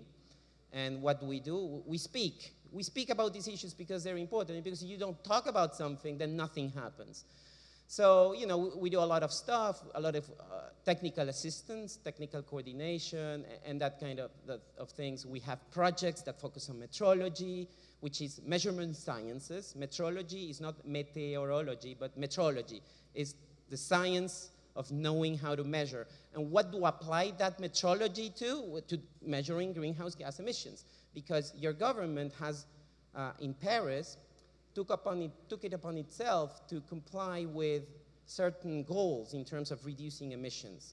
But you gotta know how to measure them. And that's kind of tricky, because there is not necessarily an agreement and a standard on how to measure greenhouse gas emissions. So we do that. We assist countries in that field. We work with the Caricom Secretariat on a platform to coordinate actions in the region for the betterment of the energy sector in the region. And again, this is just about people talking. I mean, if I condense it to the easiest explanation, what it is that we do, we talk. It's government sitting around a table and literally speaking to each other and seeking ways to make the region more sustainable. And you do that at every level. Like you do it, like for example, if you think about your families and what you do at school, no? You talk about the economy of your family or the energy consumption habits of your family. And I really hope that your parents are talking about that, because you cannot leave that AC on when you're not in your room. That's a terrible, very bad idea, very bad thing for the environment and very bad thing for the country. So it starts at the family level, then it goes to school, it goes to your work, government, statesmen, and so on and so forth. So at every level, there has to be that dialogue on the important issues, and climate change and energy is one of those issues. So that's why next year, hopefully, ministers of energy will be meeting in Chile to take this discussion further and to advance sustainable energy in the Americas. I'm not going to bore you with that, but basically, well, this is important, so this I'll talk about. Government is essential. Whatever you do, whatever happens in your country vis-a-vis energy, government has to have a say. And many times governments, all due respect here, I hope you don't tell this to my boss in Washington, but governments sometimes they're not the best. Not because they don't want to be, it's just that there is so much to do. I mean, you have students that want to go to school. You have people who need energy. You have people who need money to build infrastructure. You have a lot of stuff happening. And that's without talking about the bad stuff like corruption and all that, which I will not get into that. But only with the good things, there is enough to do, and it's very difficult. So, you know, constituents, that is you and your parents and your grandparents, they have to push a little bit the government so that they engage with all sectors and they pay attention to what they have to do, to what needs to be done, especially, well, we're talking about sustainable energy, especially in sustainable energy in this particular case. But then that's not all, because government cannot do it all. It's not enough. It's never going to be enough, because government also, it's for the people, by the people, but who are the people, or what are the people? In this case, the private sector, stakeholders, users, consumers, producers. So that's why the private sector has to be engaged in this conversation. Government cannot do it alone. Government may drive the process, and nothing will happen if there is not a law or a policy in place. So they drive the process fine, but private sector has to accompany them, and other sectors too. And then, you know, another thing that we do in ECPA is like, when you have these government actions and then private sector talking to government, then we say, okay, there are ideas that we're developing, let's incubate them, let's turn them into something successful that can be pursued. So that's more or less what we do. So in conclusion, you know, there's a question that I put what is the purpose of EGBA, and I could give you the formal definition, and you saw it in my first slide, and it was about a mission that is to, and a vision. The vision is sustainability, the mission is to foster efforts for greater energy efficiency and renewables and all that. And that's all fine, but that's the way you gotta write it so politicians listen to you and take you seriously. But the reality is, it's about sustainable development. And I don't know if you know what sustainable development is. Do you know what that means? Okay, that silence is scary. But, so, it's to meet the needs of today without jeopardizing the ability of future generations to meet their own needs. And the future generations is you. So, and I know this sounds like a slogan or something like you say for a commercial, but really, it is you. Believe me. So when they mess it up today, when our leaders, decision makers, politicians, when they mess it up for you, and you will be paying the consequences. So you better be aware of this. This is important. My grandparents, they didn't know there was an issue with sustainability. So we did stuff the way they did it in the old time. It was like that. And nobody even questioned it. I mean, why would not I use my resources? They're there. They were put by God on earth, so I have a right to them. And then, back in the 70s and 80s, and that's my generation, that's when we started to realize, well, hold on. I mean, yeah, okay, we can use our stuff, and that's fine, but how do we use it? And that's the trick, no? So I guess, we started to wake up to it and started doing things, but it's not enough.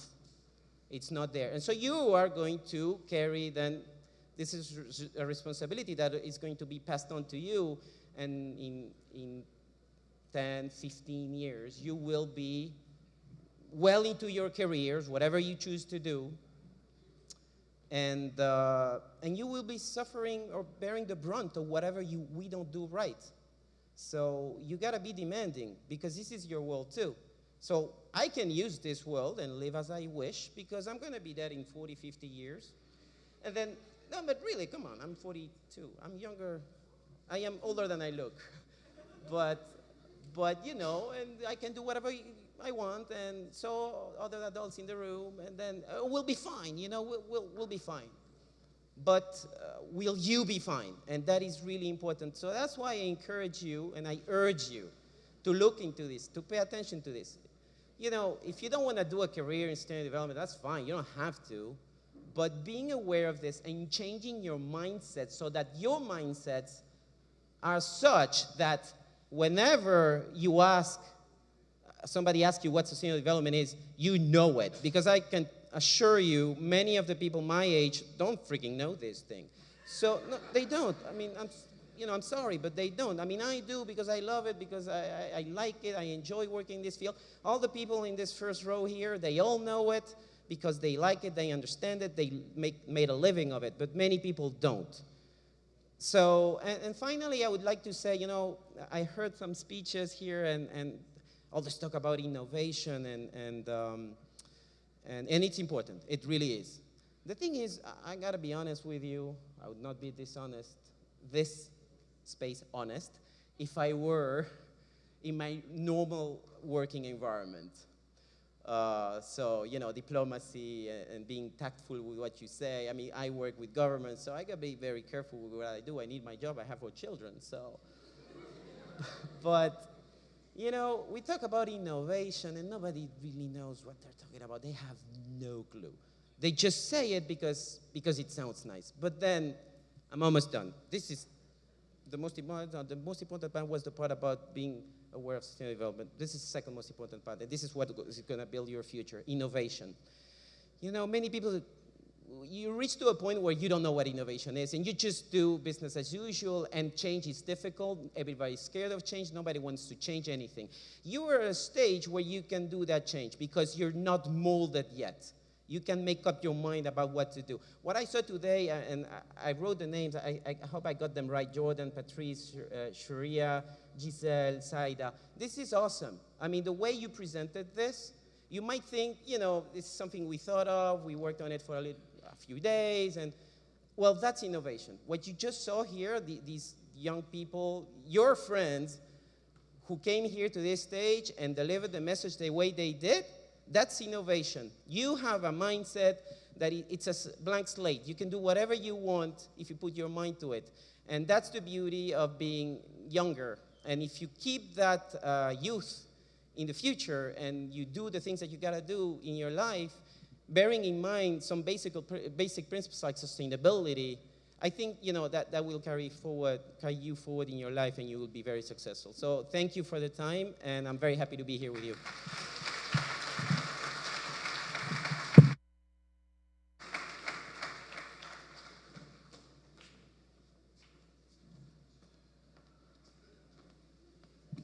Oh boy, man like Juan from Argentina. Well done, Juan. Yes, man. Thank you so much. You call that keeping it real. Yeah? We say real talk in real time. That's right. At this point in time, we want to take a little pause, take a little moment to get some refreshments. What I want to do actually is ask the Deputy PS and his team, his party, if they could go and indulge. We'll let you all go first. And by all means, we're going to go row by row. And I think we're going to start on my right, which is your left, because I believe it's break time. Yes, are we ready? Are we? Just now, give me 1 second, guys. I saw concern in one of my colleagues' face there just now. Yes? Okay, good. I saw the concern in your face, Agila. See your whole facial expression change. So yes, they're going to go first. And then I believe my colleague, which row are we going to go with first? Okay, so we're going to start there. So just Leah's going to take you through row by row. Just stay seated for now, and because we want to make sure we have a nice order and a nice rotation. And guys, we're gonna resume in about 10 to 15 minutes, huh? Yeah, so.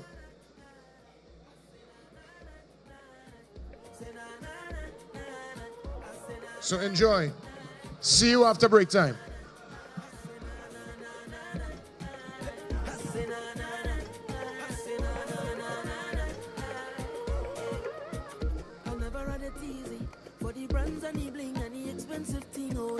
Never had the money, never had nice living. And mama say, oh, you could have it all. Just work hard for yours. I say, mama, you know I'll work hard for sure. Now Jaja bless me with the opportunity to fly country to country. Now I could drink champagne when I thirst. Now I could see only thing I never see.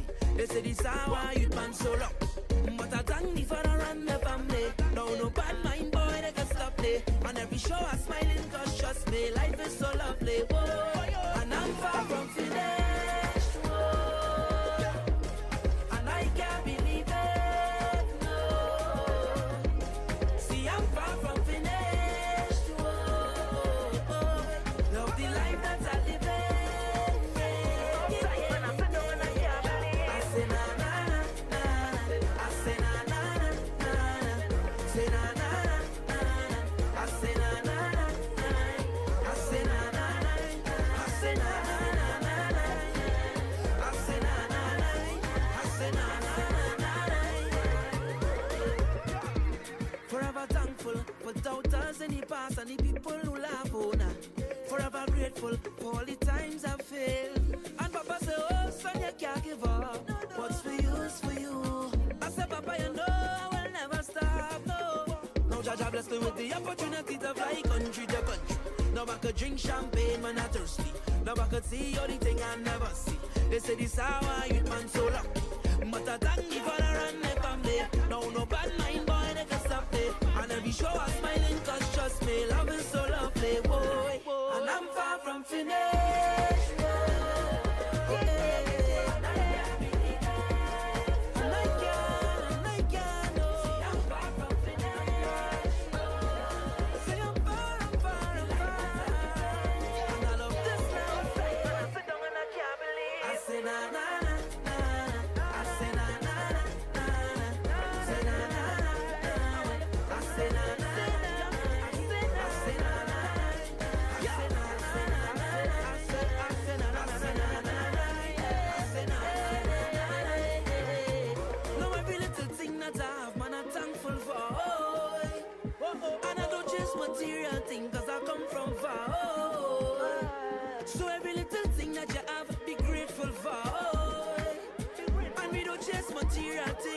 material thing. No, no, no, no, no. I'm far from flesh wood. I'm so far, so far now. And I can't believe I'm far from flesh wood. I'm so far, so far. I love this life, I love this life. I say na na na, I say na na na, I say na na na, I say na na na, I say na na na, I say na na na, I say na na na, I say na na na.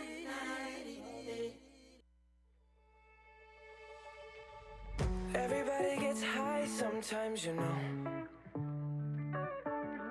What else can we do when we're feeling low?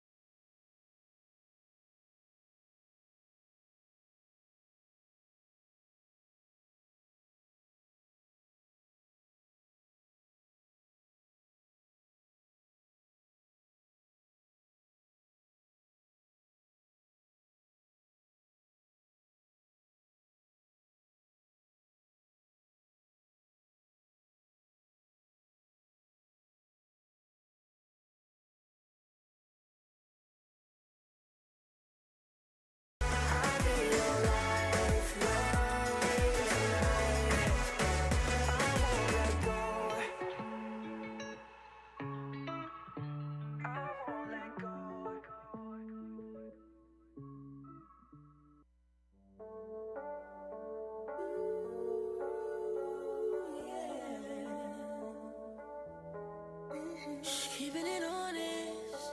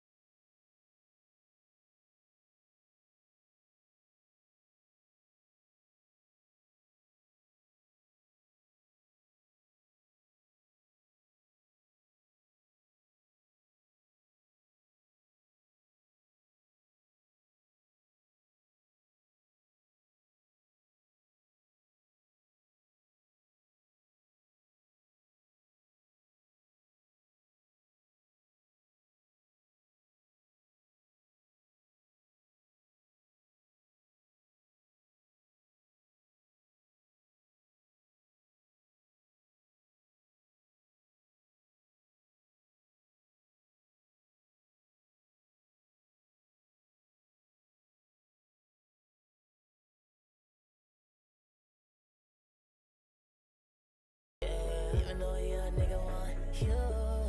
Shawty, I promise the truth, and when I come down on it, yeah, you love when I'm down on it, yeah. Fuck around, spend time on it, yeah. So I came back top down. You gon' have to do more than just. You gon' have to do less for you. So mama, you know I always want you to. You gon' have to do more than just. You gon' have to do less for you. So mama, you know I. So you gon' need to do more than just. You know, you know, you know. It's fun, can't let it go. You know, you know, you know. It's fun, can't let you know. Got to break it down for you to let you know. You know it's things you know I'm down for. Ain't gon' act like you ain't bout my door. You know I know, but girl, you know I'm down for. Take your time to find you, I won't hesitate to take the time to waste, no baby. Bringing out the foreign, not to play, you know it's things to take. So let a young nigga get down on it, yeah. Love when you spin round on it, yeah. Even though a young nigga want you. Shawty, I promise the truth, and when I come down on it, yeah. You love when I'm down on it, yeah. Fuck around, spend time on it, yeah. So I came back top down. You gon' have to do more than just. You gon' have to do less for you. So mama, you know I always want you to. You gon' have to do more than just. You gon' have to do less for you. So mama, you know I. So you gon' need to do more than just. You know, you know, you know. It's fun, can't let it go. You know, you know, you know. It's fun, can't let you know.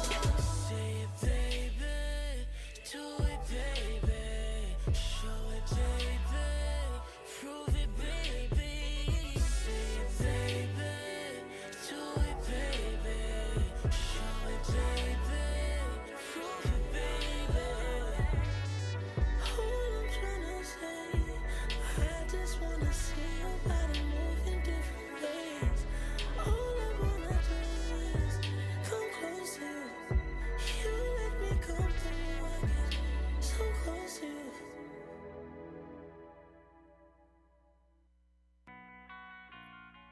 Some like Shabba, some like Shabba,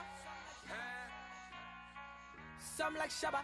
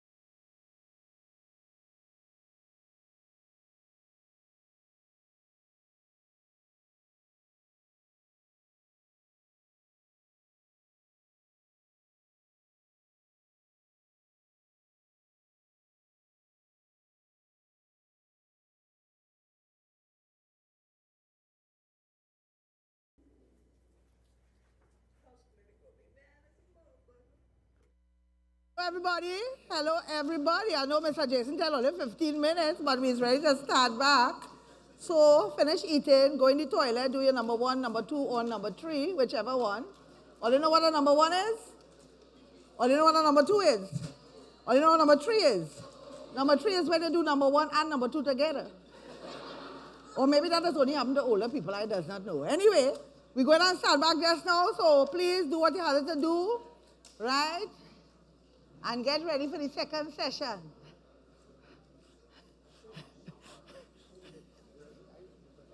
Hey, Jason, don't introduce me. I'll just start. Right?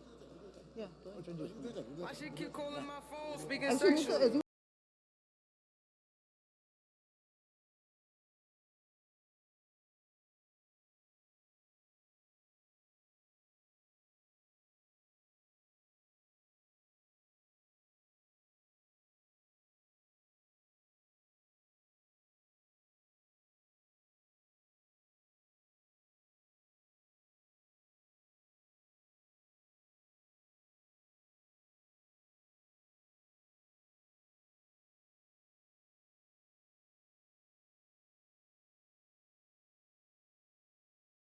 sir,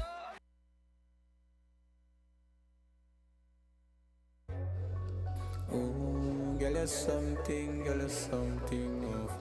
Ooh, girl, you're something, girl, you're something of. yes, everybody, all it needs to come back in, get seated, because we want to start back. Me love your everything. Me love your everything. So, Mr. Tremonti, tell me what part of Italy is from. Your smile is everything. And you full of style to the brim. Me love your everything. Me love your everything. So what is that? Italian Swiss? No, me no know about no red label. I just see me one take off first. Then after we converse and come in near me. Okay. When you make your body work. Also use the Argentinian. Okay, with the Italian name. With an Italian. Like the Pope. Our Pope, exactly. Yeah, like the Pope. We have Messi. Yes. The Pope, we have Well, a lot of Italian went to Argentina with that, right? Everybody, is you all back yet? These children is something else.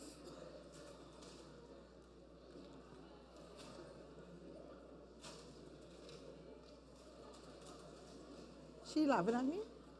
She laughing at me? You laughing at me? Oh. Oh. You see, this is what an excuse. Move your foot there, right? See?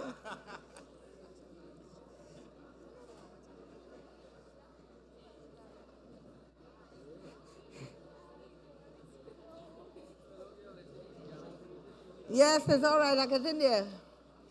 All the belly full? All right. No, well, at all age, all the belly will never get full. Come.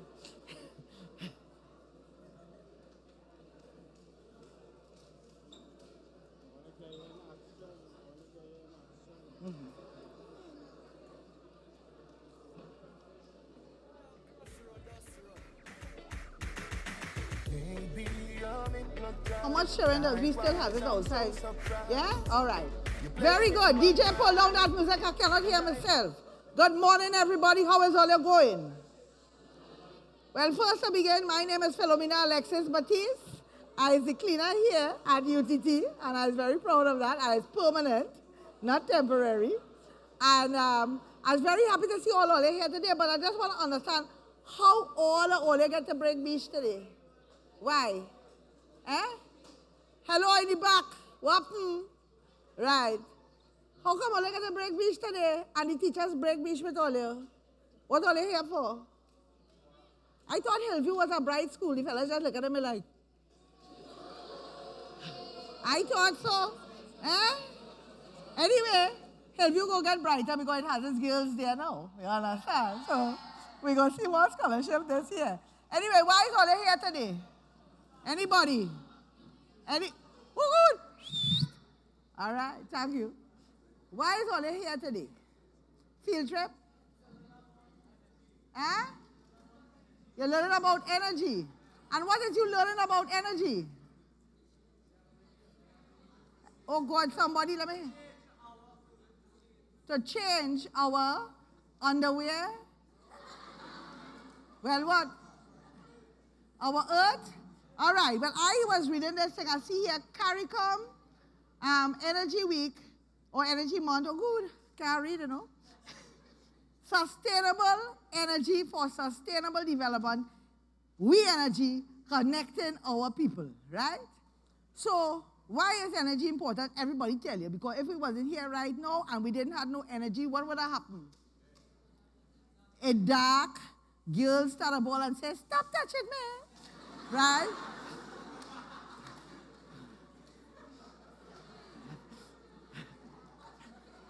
I would have be balling. I can't see.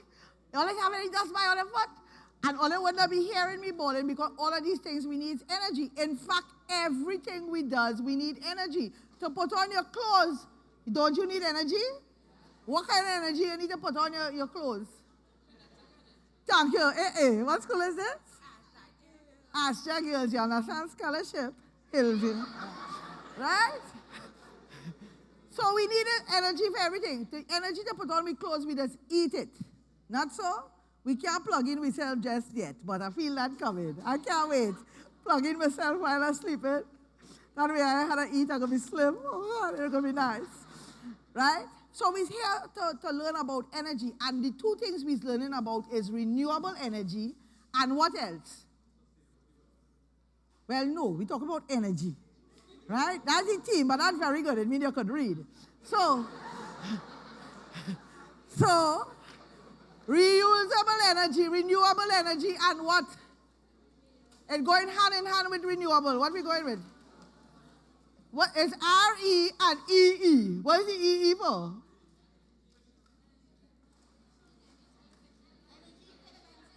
Thank you very much, the girls, again. Thank you. Right? So we are here, renewable energy and energy efficiency. And why is this important? Because everybody know we have this oil and gas. They want not where we end. Eh? No? We have all the oil and all the gas in the Caribbean with a show off on Jamaica and them. Gas so expensive by you, not here. You understand? But what is the problem? Why does we have to change from that now? Why? One, it is running out, but more importantly than that, why does we have to change? It is hurting the environment. You say that? Who said that? Don't be afraid. I is not beating or biting nobody today unless you ask me. All right? Right. So it is hurting the environment. And how is it hurting the environment? Only I find it hot.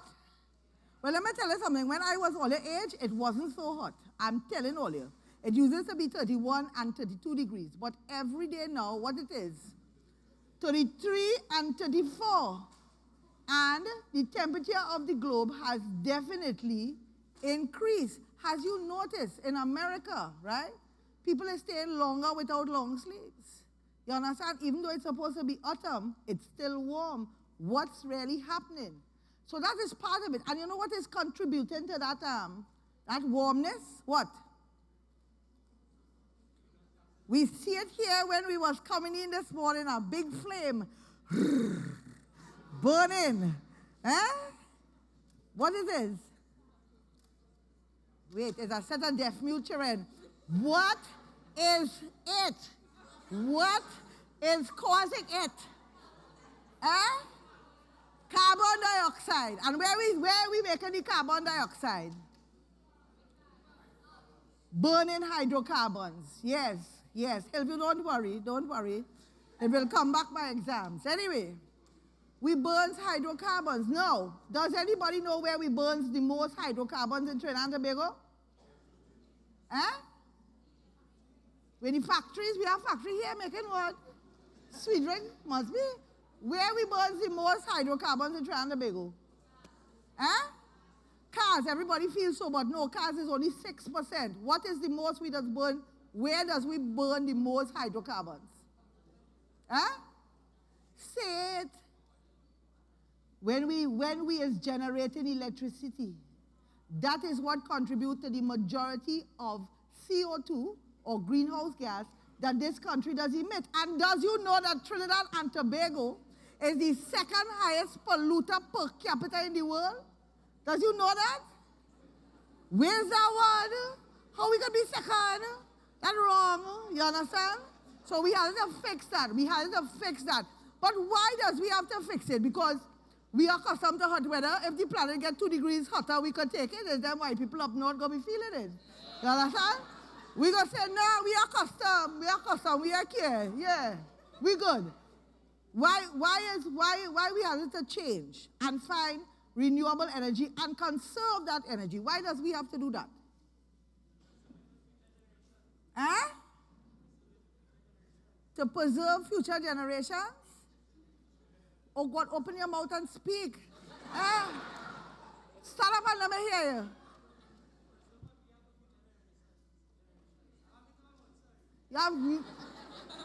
He have meat in his mouth? What is served for the snack?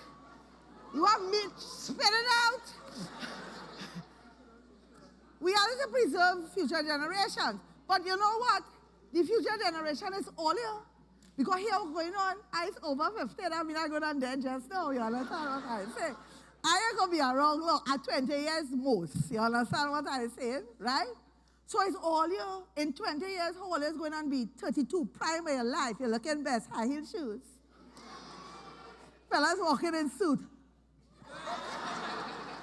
Right? So all is the future generation and all your children, if all is still making children by then, you understand? Because children is very expensive, you understand? All they need to go home and give all their parents a national award for raising all their, because the amount of food, clothes, all they just consume, oh my God. Anyway, so the future generations, which is all you. So what could happen in all your lifetime if we does not really change over to renewable energy and energy efficiency? What could happen to all you? Let me hear. Eh? You'll be cavemen? No, you'll be behaving like that already. So, what will happen? What will happen? Well, right now, if we don't change our energy ways, right? By the time all is in my age, all they will be bringing all their children here, maybe, and you'll say, see this lovely lagoon here? This used to be UTT Auditorium. And they will be doing scuba diving classes and courses right here. Swim through the auditorium. Huh? Right? Now, this is the problem, really, because the climate change is affecting everything. And the most important thing, the thing I just dream about in the night, because I live in Point Kumana, that is down Shagarama side, is the rise of the oceans. And every small island developing state, all you ever hear about that since? That is the whole of the Caribbean. That is the Seychelles. That is anywhere that have islands, even Miami. Now, just a little thing. If you go on National Geographic site, there's a little, what do you call it, a GIF or something like that, a video file, right? And you click on it, and it shows you when the oceans rise, where the landmass go get swallowed. Well, we doesn't exist when that ocean rises. It doesn't see Trinidad again. Nothing, nothing. Maybe Cerro Arepa with a flag on it. This used to be Trinidad and Tobago. It was here. And then they'll make up stories like the lost city of Atlantis will be the lost city of Port of Spain, right? This is what is going to happen. So this is why it is important, because with climate change going how it is right now, it then go, no, Trinidad and Tobago, Point Lisa's, the ocean is right there. When that ocean start to come in, where do you think it is coming? Across the road and here into the Caroni Plain, which done soggy already, and it's just going to be a big swamp. Right? So we who is living on islands had to be doubly careful about this. And we have this to do our part, because what terrible thing just happened in America? This is correct. Donald Trump get elected and he say that climate change is a hoax invented by the Chinese to mash up American factory. A big man with a master's degree say that, eh? And people vote for he, right? So, and he is now saying the big climate agreement, they agreed in Paris last year, he going and forget that, he going and do his own thing. So he looking like he going and burn more fossil fuels. But America could do that. You understand? Only Miami go sink. You understand? The whole of Trinidad and Tobago go disappear. All right? It don't have, if it doesn't believe me, go down Cedros. You go see coconut tree out in the ocean and you will say to yourself at first, oh, I didn't know coconut trees live in the ocean. And then you realize, wait no, here used to be land, what really happened here? And the tour guide going to tell you like it's not important. Oh, it's just a little coastal erosion. You know, it's just a little but it is not. You understand? It's taking the coastline, the same thing happening in Mayaro. So climate change is important to all of us for our very existence. You understand? And if you're planning to go in and live in Miami, it might not exist. You understand? California might not exist either. Definitely Panama and Costa Rica is going under. You understand me? No, that is a fact. Go on the National Geographic website and play the projection. There's a little film, and they show you where the sea. What happened? You will see all we're going to get covered by the water. So we have to help ourselves, right? And make sure that we change for we, or it ain't going to have no we, either that or go and get a green card in the morning. You understand? Or migrate to Canada, because that is the reality of the situation. So we're trying all different kinds of things. And what is the latest thing we're trying? Because we have some solar. They don't see the solar house out there. Right. And we have this, what is this other thing? We have some wind, a little bit, but we have this wind. Right. So what else we could have? Anybody? Come, girls, speak up. You understand? Don't study those stupid boys in Hillview. Yes. Hydroelectric, very good. What else? Geothermal, very good. Biomass, solar, tidal. Okay, not getting a scholarship. Right. So I teased you. Wind, right. So we have this to do that. But we have something new on the horizon too. Now, anybody can tell me the mountain ranges in Trinidad and Tobago? Let me hear this. What school is this? Oh, it's supposed to be very bright. Let me hear it. And did only hear about, they said Northern Range, Southern Range, and Central Range, right? Did they only hear of the new mountain range we have? The Beetham Range. Only did not see it. Only did not see it. You only see the Beetham Range. It's now forming. You understand? It's our newest mountain range. It's beautiful. And it's made with all recyclable material. Right? We have a big garbage problem in this country. So the current political administration, I want to explain something to you. The PNM is in office right now. That is the political administration. The government is the organization, all the different ministries. Even if it didn't have politicians, the government will still run. So we have to stop saying the government and the government. Because the government is an organization that will run even if it don't have no politician, right? But the politicians can't run if it have no government. You understand me, right? Right? So this political administration is thinking about what they call waste to energy. What does that mean? We're going to be taking up our waste, incinerating it, or in some cases, letting it ferment like, what you call it, composting, a kind of composting, I'm simplifying it for you. And the byproduct of those processes is going to be what?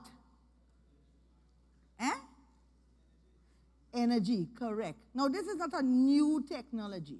This technology has been around for a long time, and the temperate countries have been using it not only for electricity, but to heat their homes. As a matter of fact, I will tell you, countries in Europe, what they do is they have big fields, and they will bury organic rubbish there, right? Because they sort the garbage, you understand? So they bury all the organic rubbish, they drop a pipe in there, and methane gas heating homes, and that happening over 2 decades. So we got to get with the program, and guess who we need to get with the program? All you. Because people like me too old foot. What are you telling me about solar? You understand? That's how people, what are you telling me about solar, girl? I like my lamp, I like my gas, I like my kerosene, you understand? Solar, what is this? So all you had to get on board, right?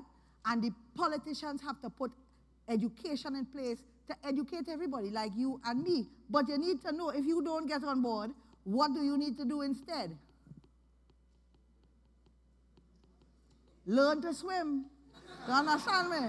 Right? That is what you have to do. Learn to swim, right?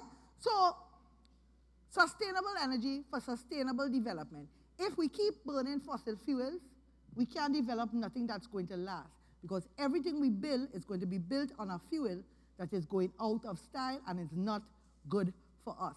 So we got to embrace renewables. And how could you embrace renewables?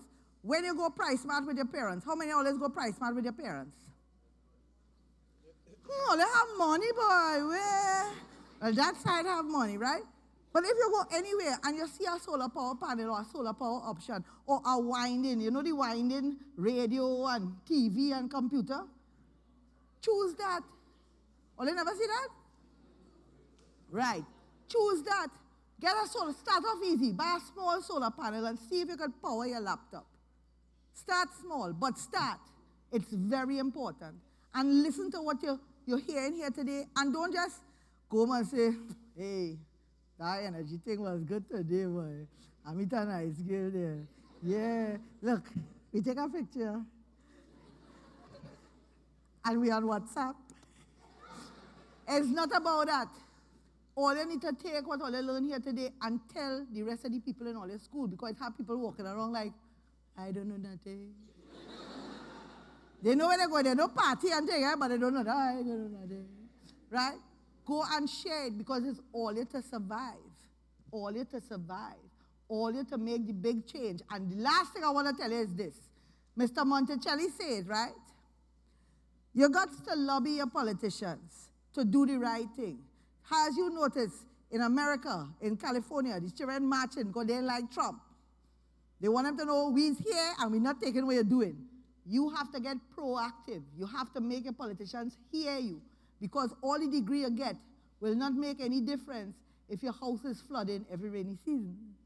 You understand? The big house you built for you and your wife and your children, it's flooded. You understand? Right? Or water just coming in, right? It's not going to make any sense.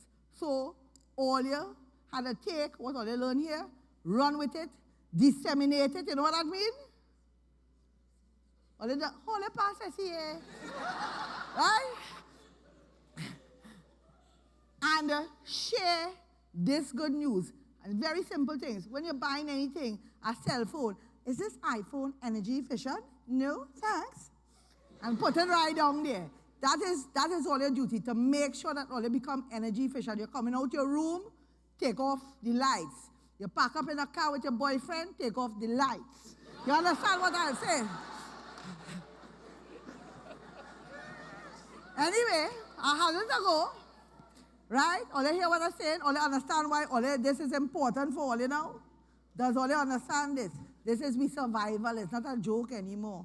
We have it to get energy efficient, and we have it to embrace and utilize renewable energy. All right? All right. All you hold it down. Right, go on. Right?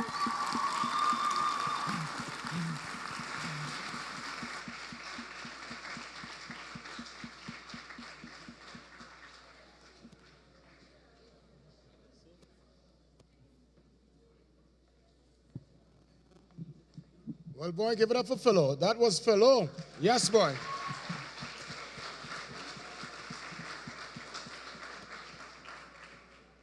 We learned so much from that piece.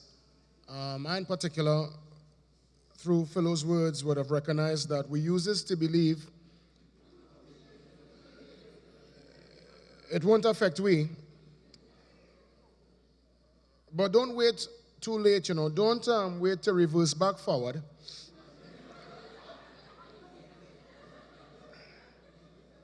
The damage of global warming. We say, gets with the program now, yeah? After all, do not put off, students, and this is serious talk here now, do not put off for tomorrow what you can do the day after tomorrow. Don't take on that last quote, I just be talking madness. Do what you got to do and do it now, because obviously, as Philo would have said, it's some serious times, serious times. And I know that this particular session, some more presentations and some more information. You all ready? Make some noise now. We ready? Yeah, man. I want to welcome some friends from the UTT to take front and center. They're going to take over right now with their presentation, and then after that, some friends from UWI, and then we get back in with the schools, starting with Barrackpore, then St. Anthony's, then Tabaquite, and followed by Diego Martin to, of course, bring the curtains down on the presentation. So let me call forward my friends from UTT to give us a perspective. They're actually with the portable aquifer water treatment and the plant for remote communities using solar power. Yeah, that's the team right there. What the team? Yes? Yes. Go right ahead, guys. It's all yours. Yes. Yeah, man, round of applause. Yeah, that's where you're getting a round of applause. Yes.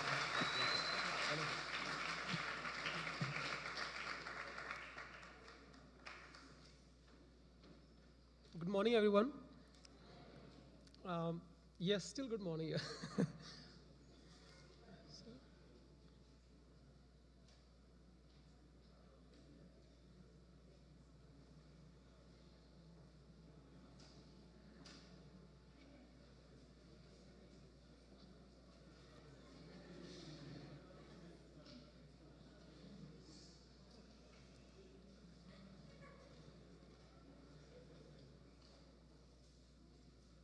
Yeah, hi. My name is Dharampal. I'm a utility student of BASc Utility Engineering. I'm here to introduce my final year project's portable aquifer water treatment plant for remote communities using this solar power. The supervisor of this project is Dr. Megul Jagesar. As everybody knows, in Trinidad, the getting a drinking water, like potable water, is a major concern, especially in remote communities who are not getting water or lack of plenty water, or they have to go far to get water for drinking. We students in this utility provide a solution to come up with an idea to provide a working module of a treatment plant using a solar power for remote communities. The technology we use in our treatment plant is a conventional technology, and process is a basic process: aeration, filtration, the clarification, filtration, and at the end is a chlorine disinfection. The energy we use to run this plant is a solar we have used in this plant. Our plant is a capacity, the plant we built is a 300 liters per hour. I know it's small because this is our research project. And based on WASA data we use, and we come up, some of the communities we went and researched who need water more, and especially in remote communities. We come up idea like the Bitham, Kanam, Sebal, Kumoto, is a communities, they need really water, and they don't have water to drink. And those communities, we're talking about like around, there are 500 people living, skaters in the different areas. And our plant, the built, is providing the water supply per capita at least 15 liters for them. Our plant basically is a iron removal plant and can handle 10 milligram per liter the iron maximum. If any raw water carrying more than 10 milligram per liter water, we have to introduce pre-treatment like additional lime dosing, lime or other stuff. Our built final design is very efficient and very functional and user-friendly. And it's also can help eco-resorts, they located in remote areas who don't have like a drinking water properly or getting water not often. So we can introduce them these plants for eco-resorts. Yes, of course, we use the renewable energy to run this plant and to cut down the carbon emission in our environment. In our research, we study a lot of alternatives. This is our final design we come up. This design is relatively very inexpensive, it's not costly. And this design is very user-friendly and aesthetic efficient and very low maintenance. And if you see all the components, just study on a one skid and bolt it down. And all the components to handle this plant is very reachable, all the walls, and we have some control feature, like we can protection against the dry run. If no water coming, we have some level switch, a plant can shut down. And we have protection of the over and under voltage. The solar power getting like high or lower, we can look after that and can shut down the plant. This is our final built design, and you can see the picture. And the picture we taken that when we were on a trial run. And you can see we have like components, raw water and aeration and filtration, and we have a control panel, and behind that is a solar panel. This is our final, right now located next to the solar house for the public, and students can see it, and right now is a working condition. You can see the water quality coming out from this. Let me explain to you how that works. Basically,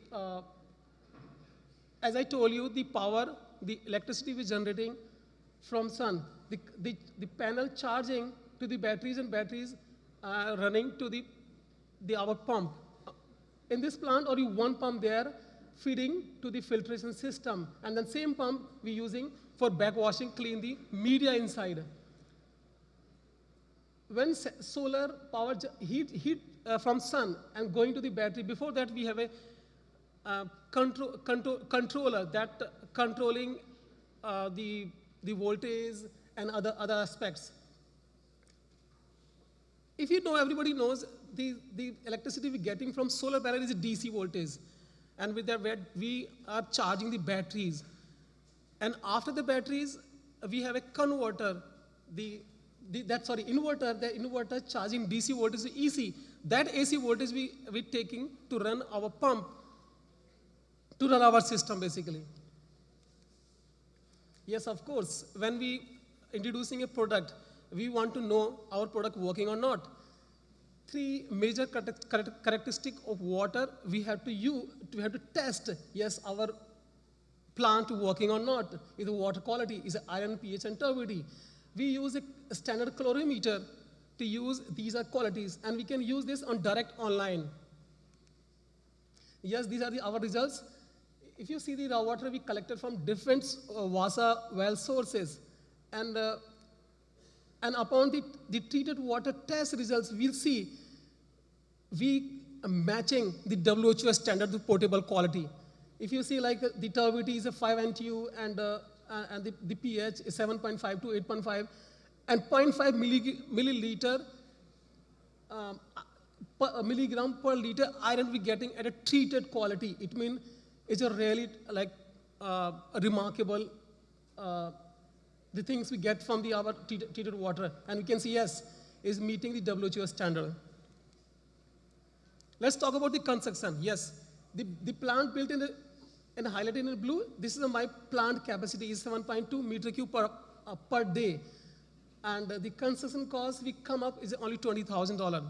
Yes, it is a small plant, but the WASA standard saying you cannot put in any community that's so small plant.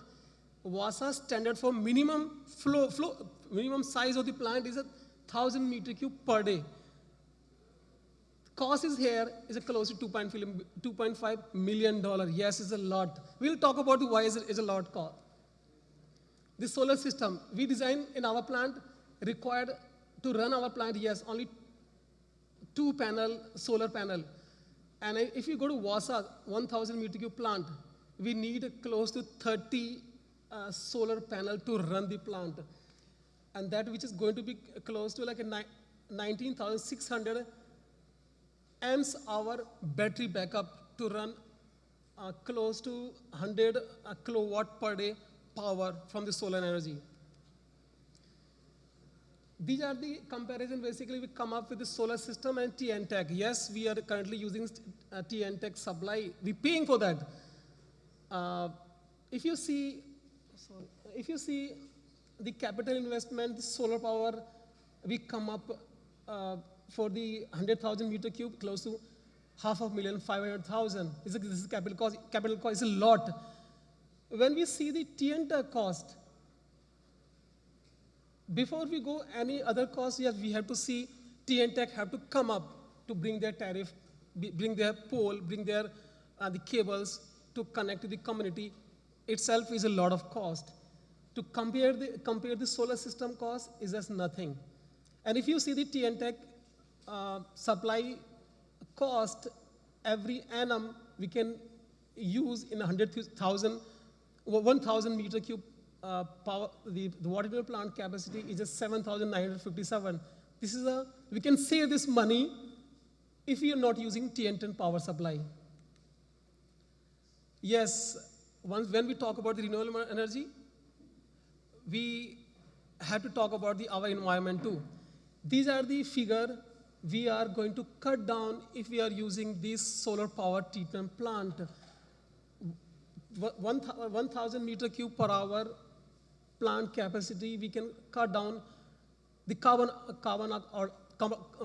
the CO2 emission rate is close to 70.3 kg per day. These are we can save it from our, if we use the solar power. So that's it for me.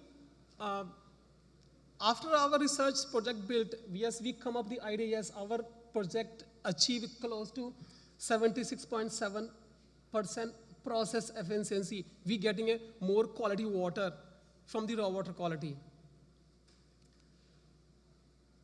This is my project we built in a final project. Any question from you all? I welcome. Any question you have for this treatment plant running by the solar power? If not, I have one question from you all students. Can I ask you? Since we are here, we're talking about renewable energy. Everybody talking about renewable energy.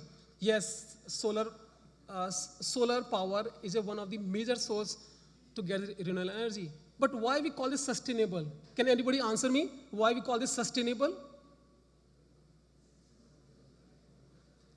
Why is the renewable energy sustainable energy?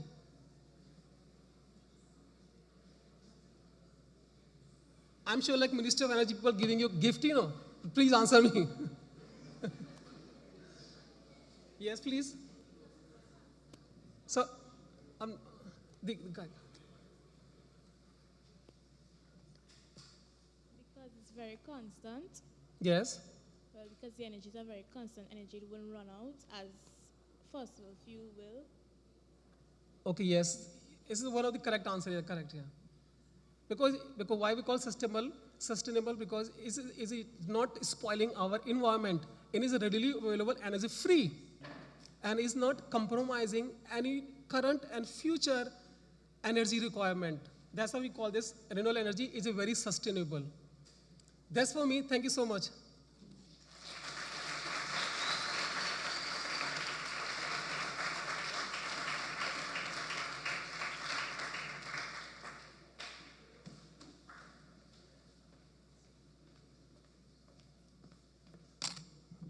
Listen, I mean, water is life, huh? And, you know, in terms of that particular mandate and the rollout showing water and its reach to rural areas, that's something I take very close to heart. I grew up actually in a very, very far part of the Southland called Erin. For those of you from South, you will know of Erin. And I know about all the, but I know about toting water, you know. And it's not an easy process. So if water could come into the pipe and you could get water through that kind of initiative, well done. Some people like, what, tote water? I don't know about that. Yeah. There are people still toting water in far parts of Trinidad and Tobago. So these are real issues. As we said before, real talk in what? Real time. Remember that. That's the catchphrase today. Yes? We're good to go. We're going to continue with some friends from UTT, and then we're going to welcome some friends from UE, and then it's time for your presentation. Let me welcome Elias Mitchell, talking about transforming waste to energy. Yes? It's all yours.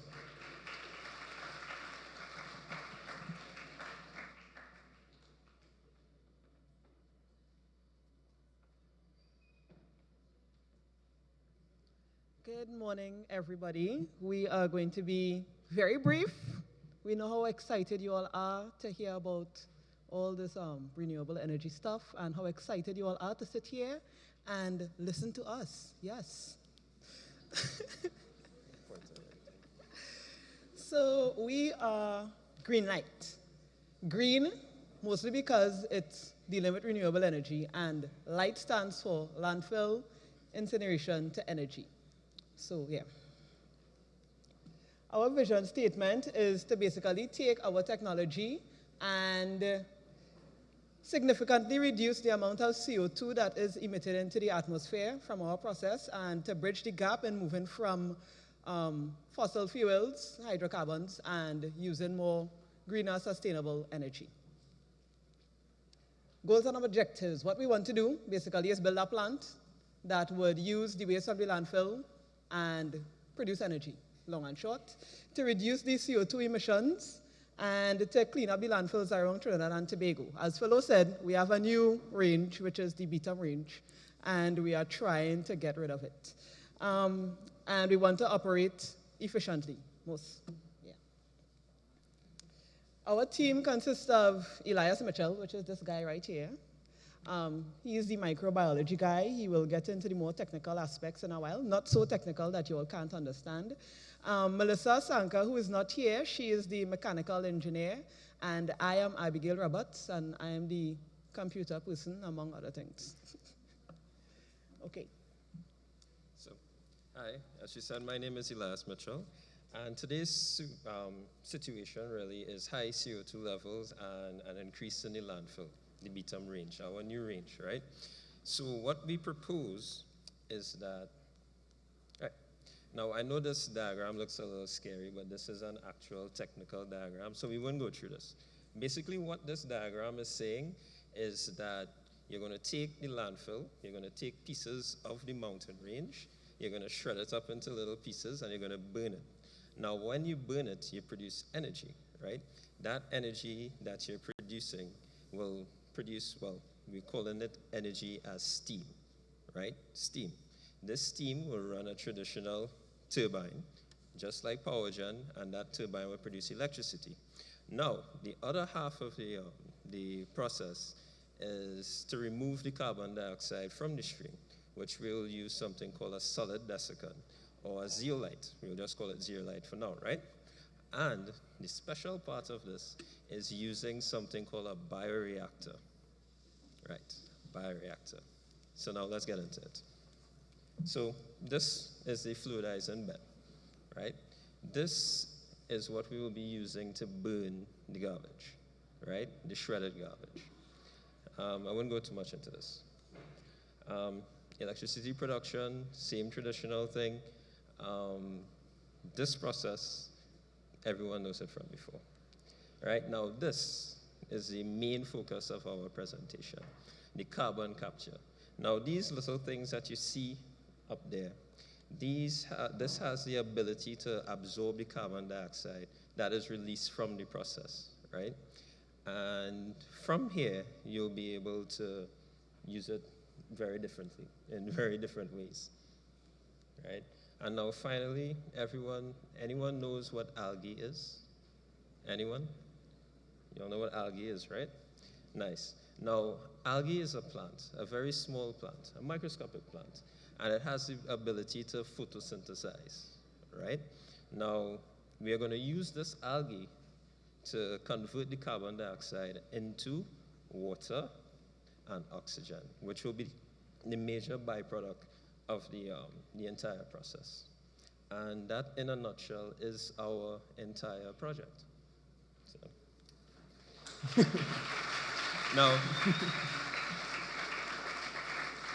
Now before, I have one question, and this is directed to my biomass friends around here. Yes, my biomass friend there. Now, you were talking about biomass before, right? Do you think that biomass could run a plant like this? Don't smile, come on. Come on.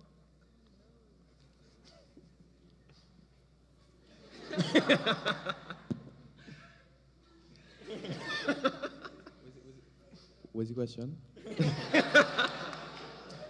The question was, right, do you think that biomass, right, could be used to run a plant such as this one? Well, I mean, yeah, you could, you see, you was talking about burning of the solid waste. So if you chip up the biomass, like the wood and stuff like that, you could burn it as well. Yeah. There you go, brilliant. All right, thank you all very much.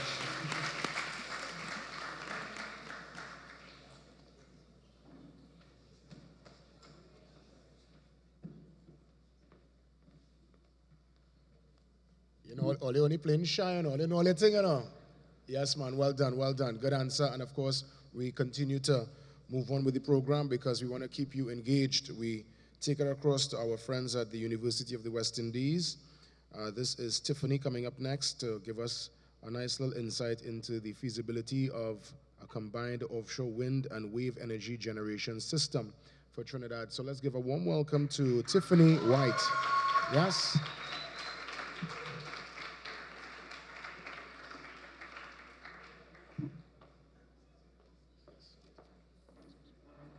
Y'all can see me here? Yes? Yeah. All right, good afternoon, everyone.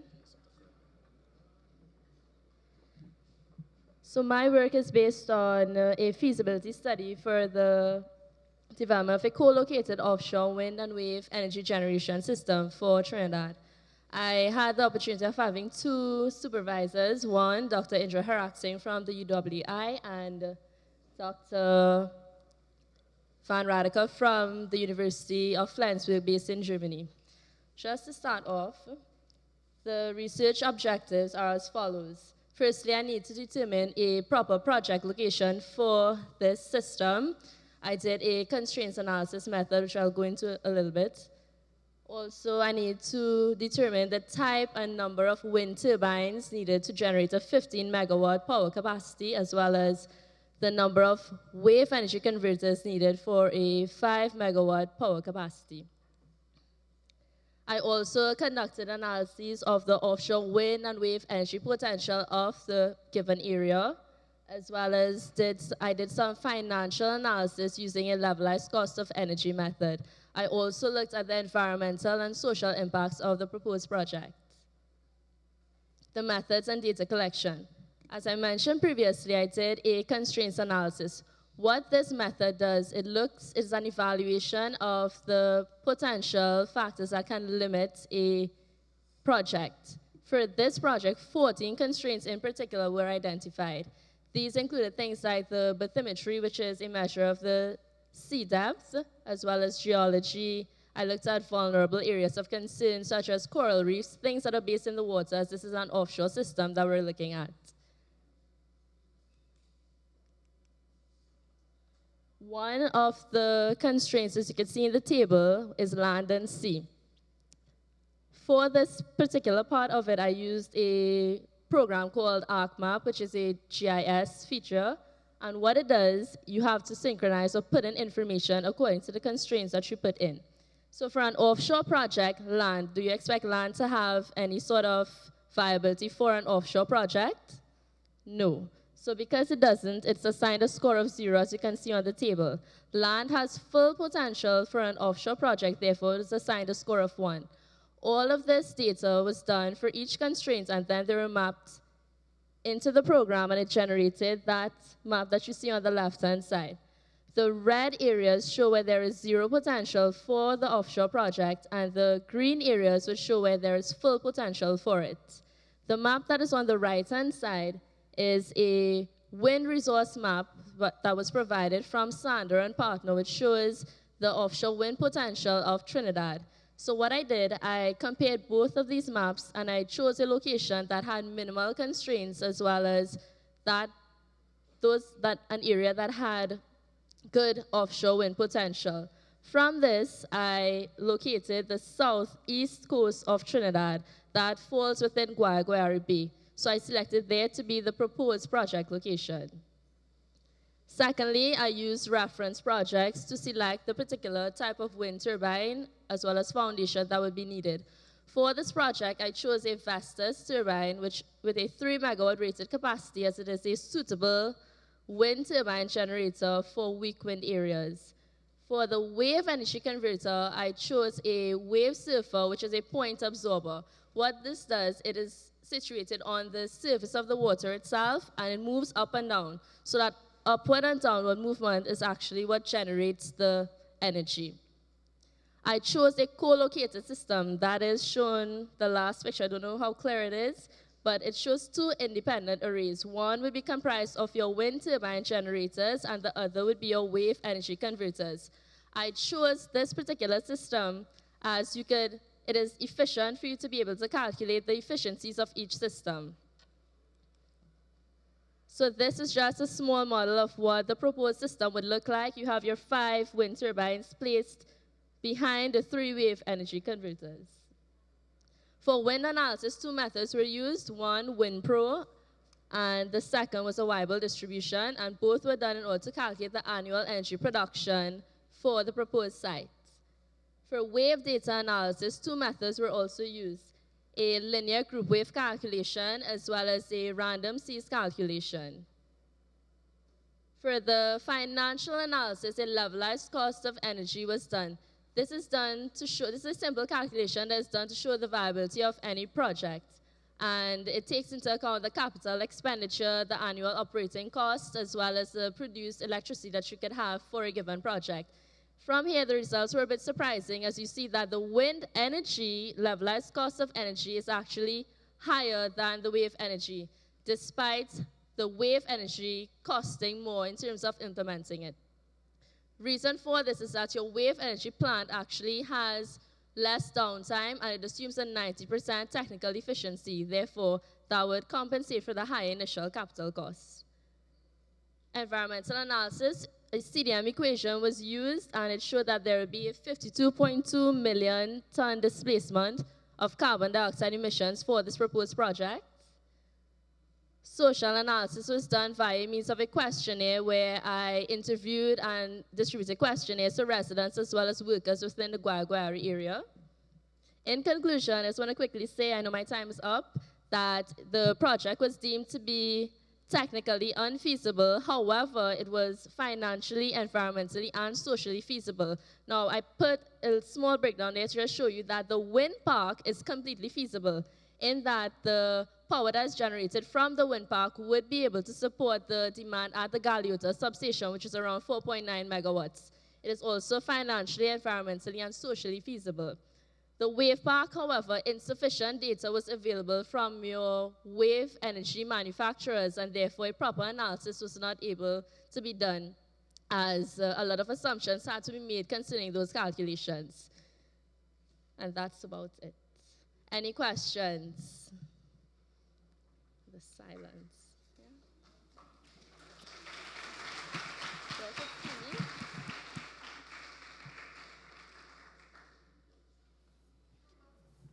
Does anybody have questions? Yeah. What is the limiting factor in your research, or was the limiting factor? Okay. One of the main limitations in my study was the lack of information that was available. Wave energy is a relatively new type of technology, and therefore contacting these manufacturers, a lot were reluctant in actually sharing information. So that would have been a major limitation in my study. Any more questions?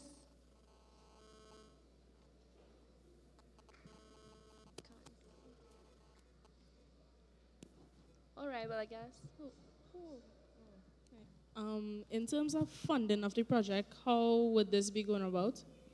In terms of funding, now, I am based at the University of the West Indies, so through their contacts and networking, if the government could get on board then, and they're willing to fund something like this, I guess funding could take place through that.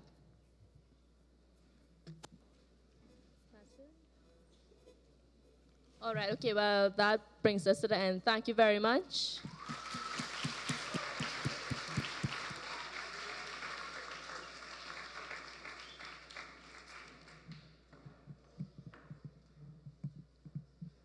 Tiffany, thank you so much.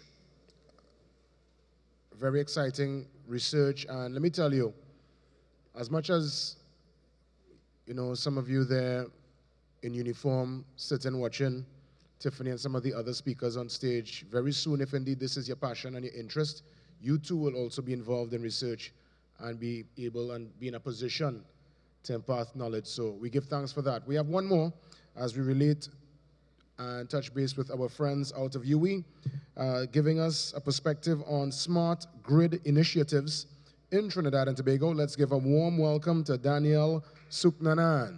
Where is Daniel? Yes? It's all yours.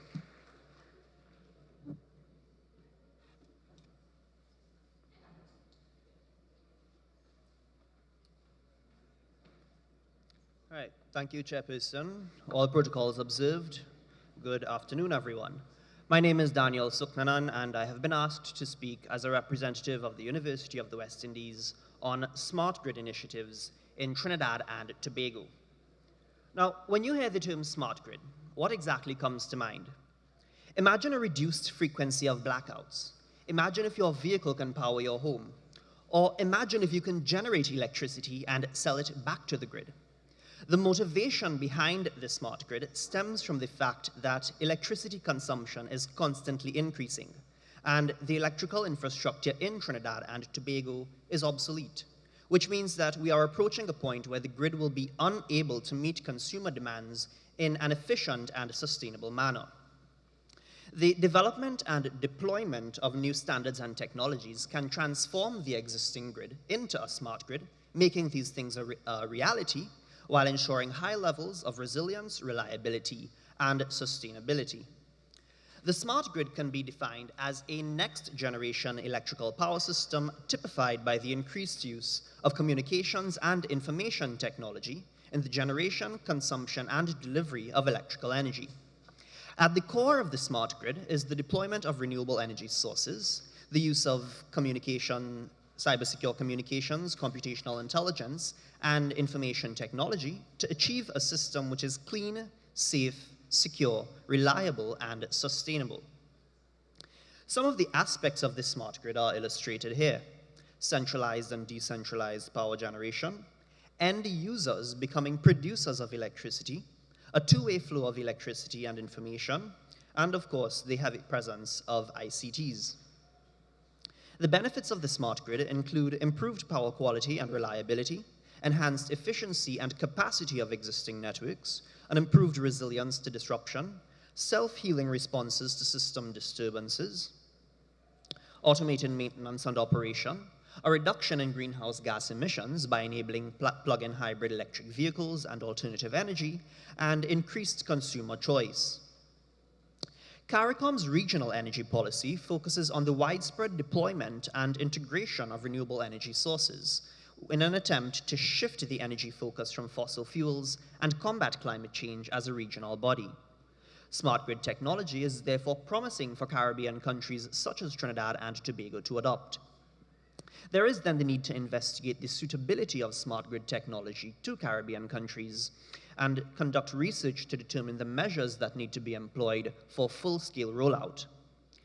The University of the West Indies has embarked on a project entitled Capacity Building and Research on Smart Grid Technology in the Caribbean region.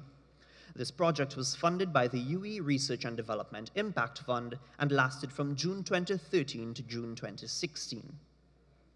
The overall objective of this project was to enhance the efficiency and reliability of the current electrical power networks in the region by means of smart grid technology.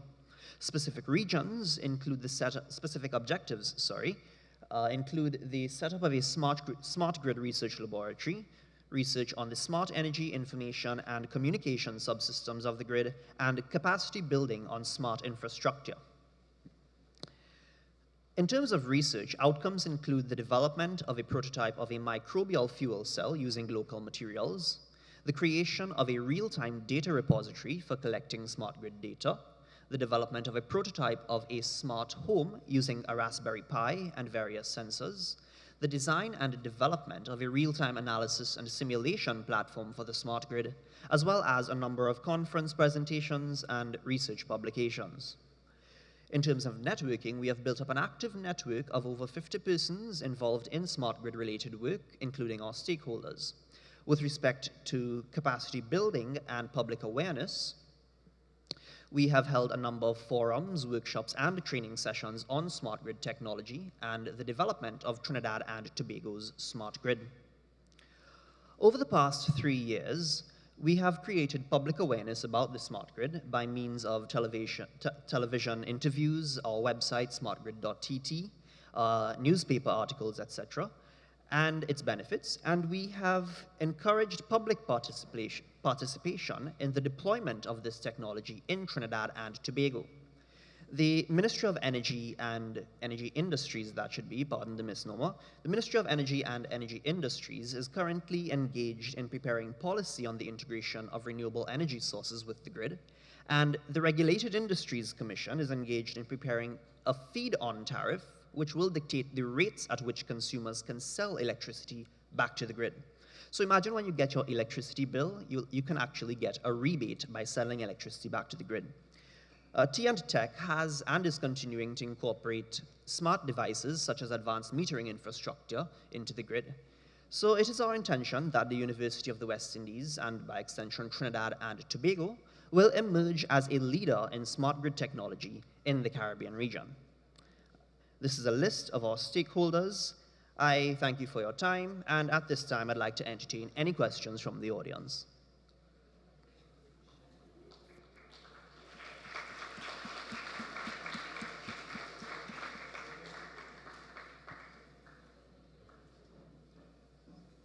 Any questions? No?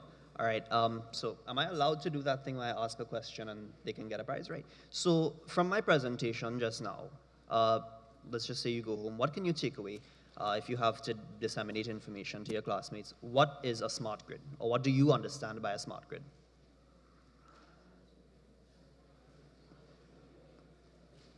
Right, now keep in mind it has a lot of different definitions depending on your perspective in the field, but anything from the presentation, what is a smart grid?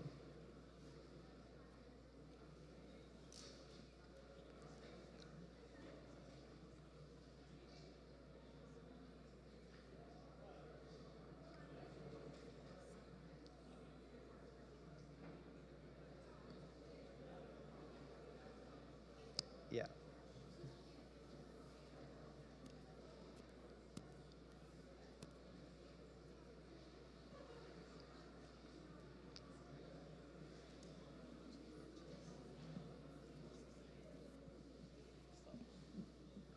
It's a grid that enables the efficient sharing of energy, renewable energy. Yeah, essentially, yes. So yeah, give that girl a prize.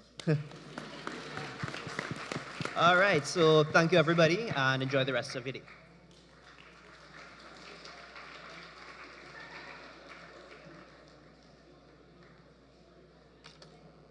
So students, we playing bashful and we playing shy, you want to stay quiet for smart grid. If we ask you what's a smartphone, all hands up, right? Now, well done though, well done to Hillview in terms of bringing forward the answer. And I mean, by all means, again, it's time for you to take front and center. It's time for you to be the stars of the show yet again. I mean, after all, you all are indeed the stars. You are the future. And this is where we give you a chance to showcase what you can do. Let me again give the lineup so that, of course, the school coming up first now can get themselves ready. And that school would be our friends at Barrackport East. So for the performers, get yourselves ready. Let's meet to the side and let's find out your requirements. Right? Just 2 cordless microphones, ladies. Just 2 mics. Any special props? Table, bench, solar panel? Any? Just okay. All right. Good.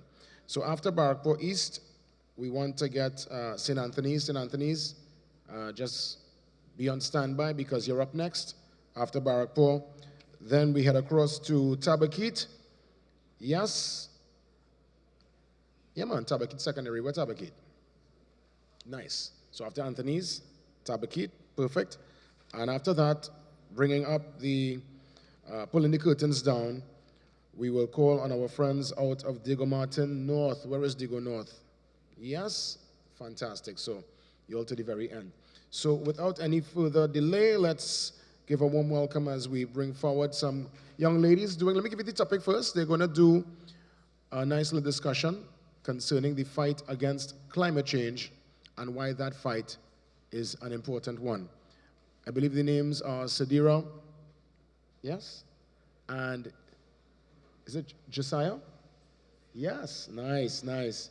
Ladies, take front and center. Let's make some noise for Barrackpore East Secondary.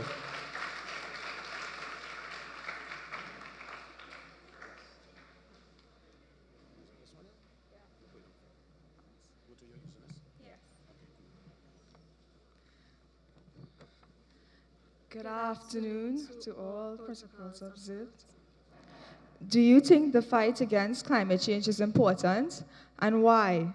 Climate change has come about following over 200 years' worth of unchecked man-made activity that's had a negative impact on the world around us, from deforestation and the burning of fossil fuels to driving cars or throwing away perfectly usable materials.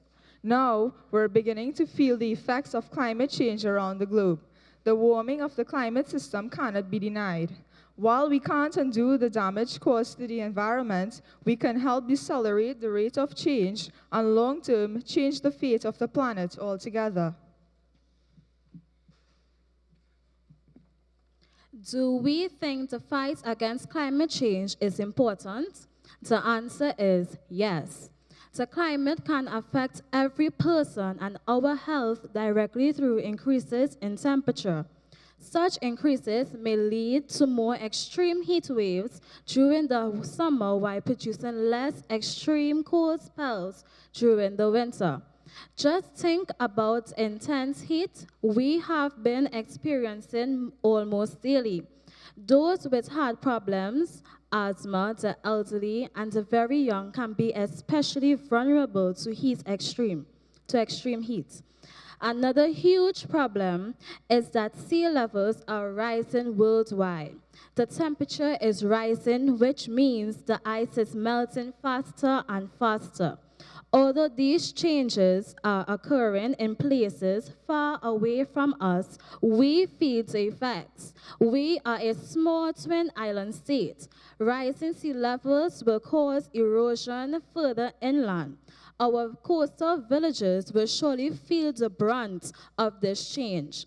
In countries like Tobago and Barbados, sea level rise will affect tourism, which is the most important industry on the islands.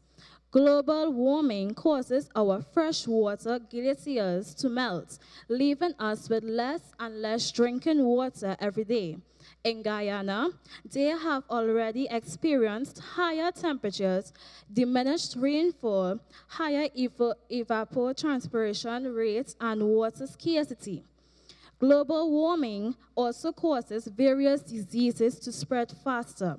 Warm weather is increasing the number and range of ticks and mosquitoes, especially those that carry human disease such as dengue fever. In recent years, we have been exposed to Zika and chikungunya. These diseases have put a strain on our already inadequate healthcare system.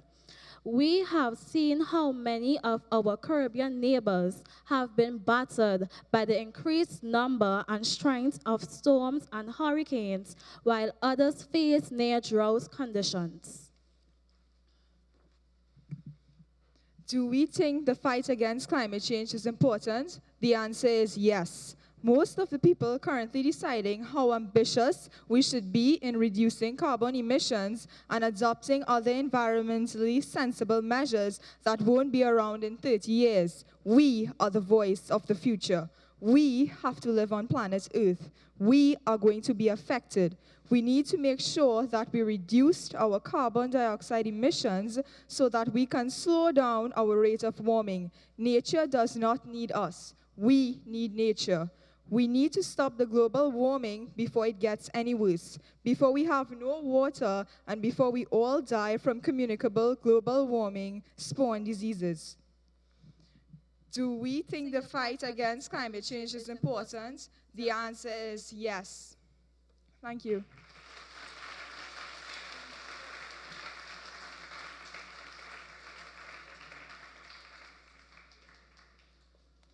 Fantastic, man. Well done in a combination style. I want to put forward again a quick question, and this one is for another great prize, and it's a really simple one. In terms of the presentation, down to the very end, they ask a simple question, or they put forward a statement, actually. And all I need to know is, what do we need to reduce? You know, funny enough, I know my peripheral see a hand this way in the back. She physically saw this young lady right there with the tie. Yeah. Yeah, yourself. Don't worry, I'll look this side for the next one for sure. But yeah. So what we need to reduce? Now, right here to the front. Yes. Look at the microphone there. We need to reduce global warming And how are we going to reduce global warming? By reducing something. by reducing the amount of carbon dioxide released in the Yes, atmosphere. the emission. Yeah, that's what I was looking for. Well done. Well done.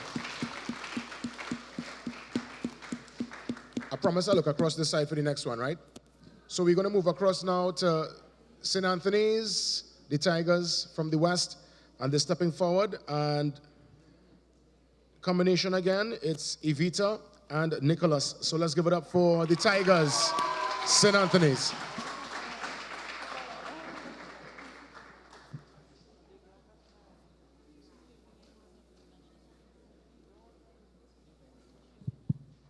Good afternoon, everybody. My name is Nicholas, this is Evita, and we are St. Anthony's College. Our topic today is what are the advantages and disadvantages of a waste-to-energy plant for Trinidad and Tobago. What is waste-to-energy? Waste-to-energy is the use of modern combustion and biochemical technologies to recover energy. These new technologies aid in the reduction of original waste volume by 90%. The main categories of waste-to-energy technologies are physical technologies, thermal technologies, and biological technologies. What is waste and energy plant? A waste-to-energy plant is where unrecyclable garbage, which was originally stored in a landfill, is taken and intensely heated to obtain energy in the form of electricity. Trinidad and Tobago's waste production per capita. Trinidad is said to be one of the biggest generators of garbage in the world per capita. According to the World Bank statistics, we generate 14.4 kilograms of municipal solid waste per capita per day. The advantages of a waste-to-energy plant: production and use of energy, reduction of waste going to landfill, the avoidance of disposal cost and landfill taxes, use of byproducts as fertilizers, avoid methane emission from landfill, reduction in carbon emission, reduction in the reliance of fossil fuels. And since our oil prices are fluctuating, this will be a very good advantage for us to look forward to. Domestic production of energy, benefit to local community and the economy, stability in the availability of energy and its production. Let's see. Disadvantages: air pollution. We have ash. There are two types of ash, both bottom ash and fly ash. Fly ash being the most hazardous one. Emissions such as heavy metals and dioxins, which leads to human health concerns, respiratory illnesses, toxic poisonings, carcinogenic pollutants. The cost: there's an initial high capital cost. It is very high to start this plant, and it's extremely expensive in the OM cost. It's very expensive to operate and to maintain the manufacturing units of this plant. The complementary system required: because this plant only takes into consideration the domestic waste, we still need another system to be put in place for the other waste that we produce as a country. So the implementation strategy for Trinidad and Tobago, the location, the size, which has to be large enough to support relevant infrastructures, also a buffer zone. This is to mitigate any negative impacts, the accessibility for transport of materials to and from the facility, and the EIA, which is the environmental clearance. So after research, we have decided that Claxton Bay is a potential area in Trinidad because it already has a nearby dump and ample available room. It is also away from urban activities. In conclusion, a waste energy plant is a feasible option for waste disposal and reduction while providing a substantial alternative energy source. This adds to sustainable development and energy diversification for Trinidad and Tobago.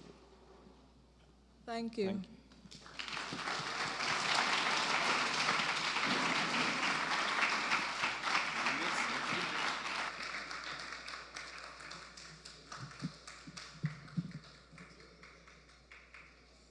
Well done, Evita and Nicholas, St. Anthony's.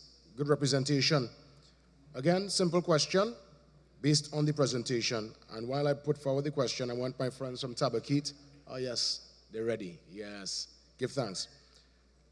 Tell me, what are some of the advantages of waste to energy? I promise to go on this side. My friend Hannah saw it right there. Domestic production of energy. Give me some more, like you take notes. Go ahead, tell me your notes. Tell me your notes. You take notes. Avoidance of disposal.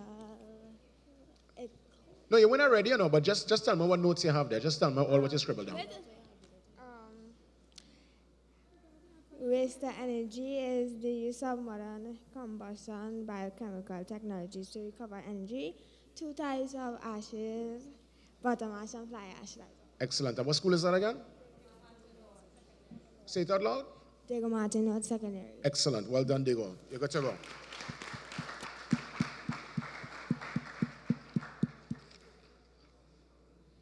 We get ready for Tabakit Secondary, and we have an awesome team coming forward again in 3D, three-dimensional, yes? So let's give it up. Of course, coming forward to give their presentation. Put your hands together for Tabakit Secondary. Yes?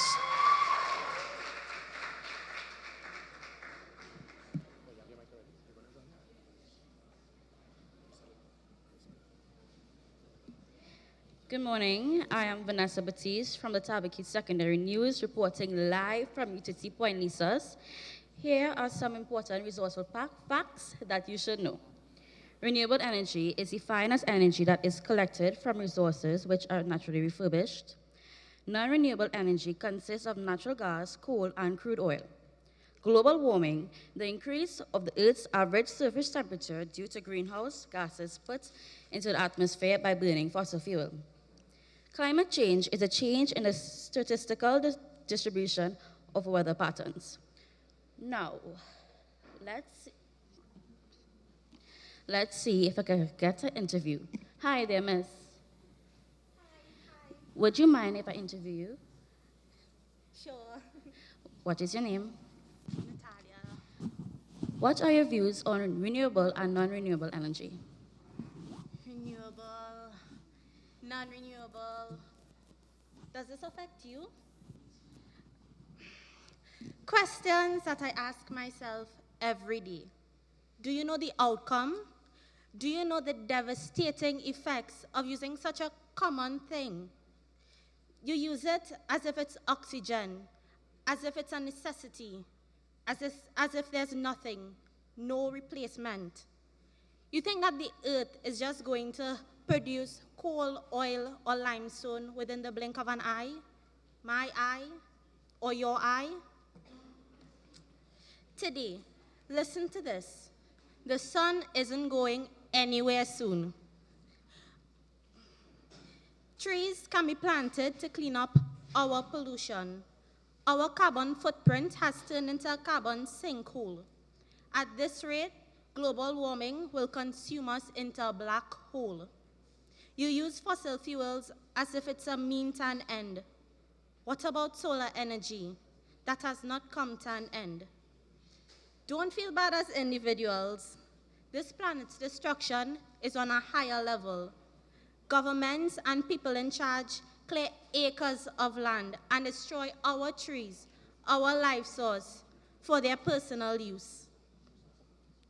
You use non-renewable energy like a credit card without a limit. So, sorry future generation for leaving this mess of a home due to the exploitation of non-renewable energy. So, in the future, when you call this deficiency, inefficiency. Thank you, Miss. Thank you so much. Once again, I am Vanessa Batiste reporting live from Utility Point Lisas. Thank you.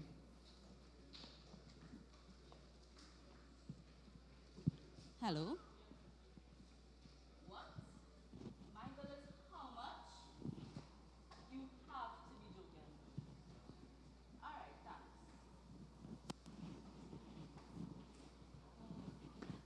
Madam Reporter, how you looking so? Well, Gil, if you see my electricity bill, it real high. How that happening? Gil, well, you know the place hot these days, so I decided to put an AC unit. And when the lady now call me and tell me how my bill high. What do you think I should do? Make the switch. Are you or any of you here going to continue to tolerate these high monthly bills when you have the choice of investing in renewable energy? I mean, wouldn't it be comforting knowing your air conditioning system causes no harm to the environment? Or wouldn't it be nice to inhale air that is free of sulfur dioxide or nitrogen oxide? Do you know that burning fossil fuel produces carbon monoxide, a greenhouse gas that contributes to global warming? Why should we continue to burn these and infuse it into the air we breathe? Shouldn't we do our part to preserve this beautiful world for the generations to come? We've informed you of the facts. Now, the choice is yours. At this junction, we shall conclude our presentations. I thank you.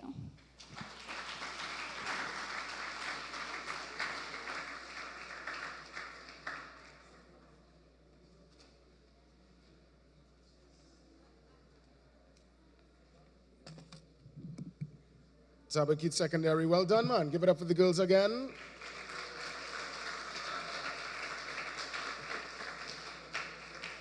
So down to the end, when the reporter got frustrated when she recognized the bill was through the roof because the AC was on because it's so hot. What are some of the ways, or what is the way in terms of the explanation given during the presentation that she could implement something to reduce that high bill? I see a hand up here. I saw that hand. She mentioned something specifically in the presentation as a recommendation to reduce the high bill. Well, what I hear is basically turn off AC when not in use. Yes. Well, I mean, that is the practical way. But I know there was something mentioned too during the presentation. It was switch to solar energy. Yes. Be fueled by switch to the solar energy. Or there's a next word. Is a next word you could call. Is a next word you could put in front of the energy. It's something to do with. Is energy? Huh? Yeah, you're correct. But I just wonder if I could get that particular word. It's like if you're going to revamp something to make it. Renewable, yes, man. That's it right there. Your school got through, man. Finally, man. We get some redemption.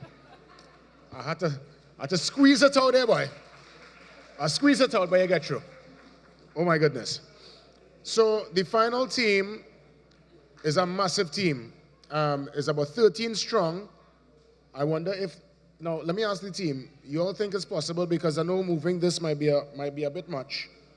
Can you all set up yourself a maneuver around this, or...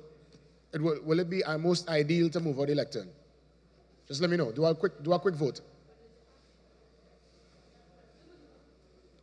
They could maneuver around it?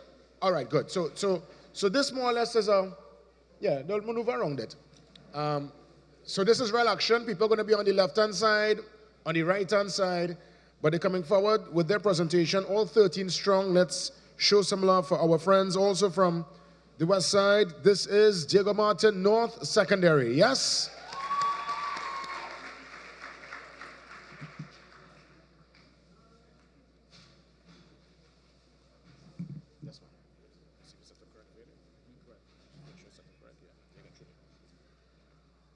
All protocols observed. Good evening. In observing Caricom Energy Month 2016, under the theme, We Energy, Connecting Our People. The Form 4 students of Diego Martin North Secondary School will present a short dramatic representation on the topic. Do you think the fight against climate change is important, and why?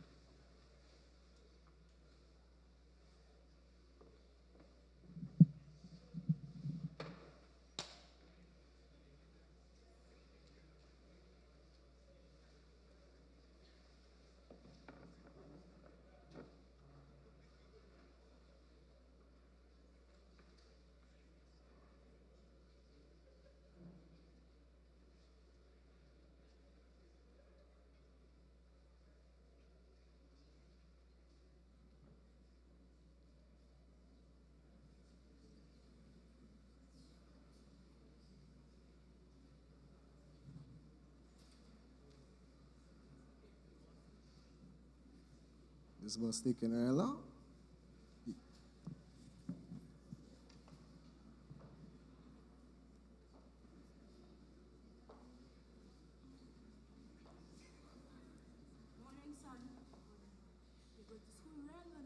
Hey, morning, Miss Mavel. And yes, because if I reach the school on time, I get 500 lines. Oh, well, that's good. That's good. You know the weather these days is real funny. 1 minute it's raining, and then the next minute the sun hot to kill people. Yes, ma'am, it is. When I was young, right, the dry season, no rain. The wet season, not a sun inside. Now, you don't even know what season it is. And the sun, you know the sun, there's hot heat. Not good for the old people. What really going on? I really ain't knowing, Miss Mavel.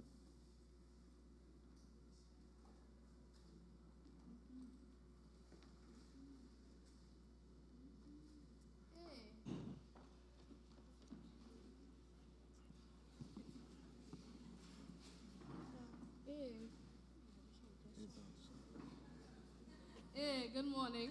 Miss Mabel, Jamal, how are you going? You good, you good, you good? Well, not so good enough. This flood last week, my whole downstairs flood out. And the chicken and them dead. Well, I'm really sorry to hear that. Really? Yeah, I know that reading newspapers, the government spent millions of dollars on after floods last week and loss of homes and businesses. Well, this thing real bad apparently. You telling me it's even worse? Right now, my whole shop flood out, and I paid $3,000 to buy back my goods and things that get wet up. That's just sad. You telling me? Well, you take care and I'm gonna help you across the road. Bye bye, Jamal. All right, see you all later. Bye.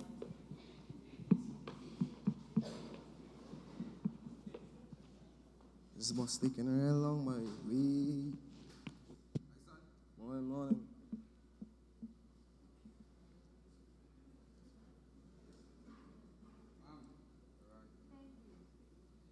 Hey, you Jamal, boy, everybody going, boy? Morning, Miss Antoine. Everybody good in there? What about you? I good, but boy, I beat the hospital. If people coming in with dengue, chikungunya, Zika, but what we go do, boy? Yes. I ain't saying good in there. What causing that? I feel like the mosquitoes, how much it have these days? Yeah, well, plenty. Yeah, that happening because of climate change, my teacher say. Really? How come? Well, me say that the rise in temperatures causing dengue and thing, because the mosquitoes like that kind of weather. Yeah, man, that making sense, eh? Yeah. I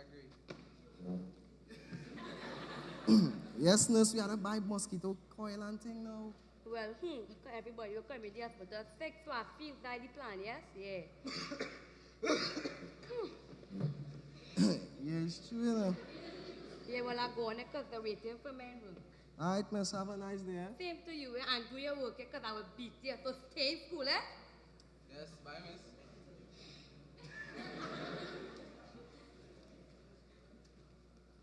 Hey, Jamal, you taking bus now? Morning, Miss Boba, Miss Mary. And yeah, taking bus now. Oh, they're going. Well, boy, things could be better, yes? Right now is real trouble with them fish. You think you have it hard? The farm crazy. Stay in school and learn your work, you know. How come? Well, boy, these days, the tide high. The beach, wash away. Wash away. Worse yet, my boat, gone. And boat parts expensive these days. I don't know what I go do with all them fish. I go dead. Dead. You think you have it hard? My tomatoes, drunk. If I had to buy back plants, I wouldn't have no money to play my pit too. No money. I was now talking to Miss Mabel and a few others there, and like all kind of thing happening. I learned them thing in school and instead of know it happening now.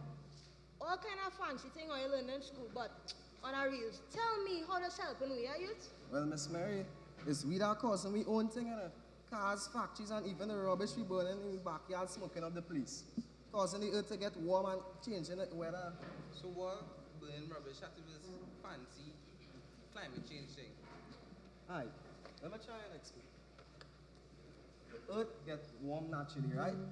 When we burn the rubbish and so on, it causes the earth to get more warm too fast. Alright.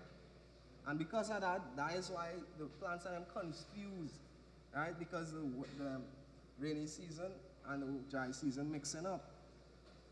But, what I have to do with my fish, though? Alright, because the earth getting warm, the ice caps and so on melting, and when it melting away, it causing the water level to rise, and when the water level rise, the beaches and so on washing away. Okay, so where my fish gone? Well, it's either all they fishing too much and decreasing the amount of fish it have in the sea, or because the water level rise, the fishes and them home getting disturbed, so they have to run away or swim away. So, you trying to tell me it's them people, how my plants are them moving, so, you know what, I go do for them? Hold on. It's not just that causing it, it's the factories and so on that causing it also. So you trying to tell me we had to stop burning fuels, then we had to go into a petrogen? Well, yeah, or we could all do our own little part to help the economy. Yeah, man. Everybody could do their part. Well, I hear what now, like, the boss not coming, like, take a maxi now. Yeah.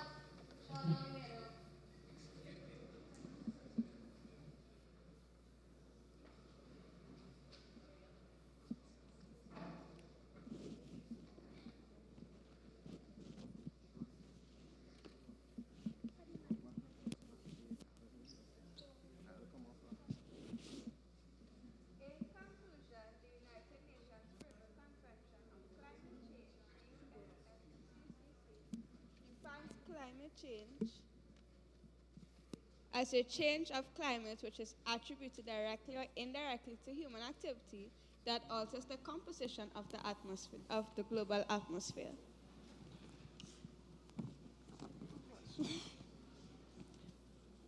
From the scenarios presented above, the impact of climate change are widespread and have economical, environmental, and social impacts on everyone in the society.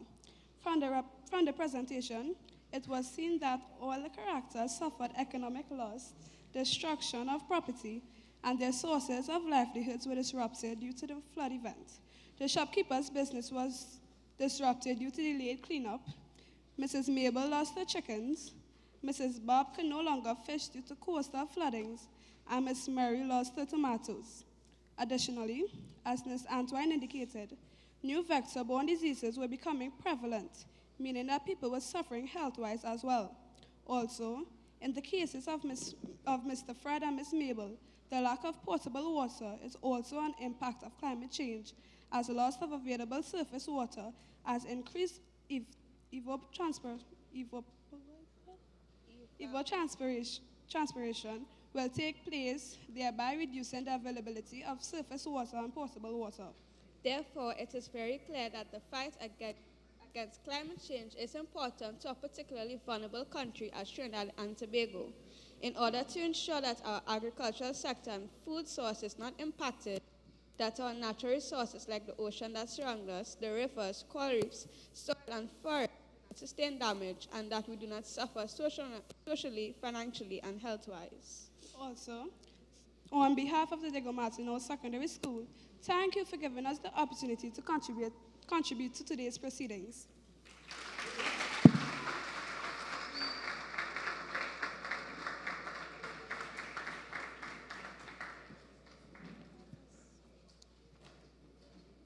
Diego Martin, well done. But that was a production, you know, full production, man. Well done. All hands on deck. Well done, Diego. And the question, what can you do as an individual to help in the fight on climate change? And you got through already? No, hold on. Let me see. I see somebody down to the, yes, man. Yes, yes, yes. Oh, I forgot about this.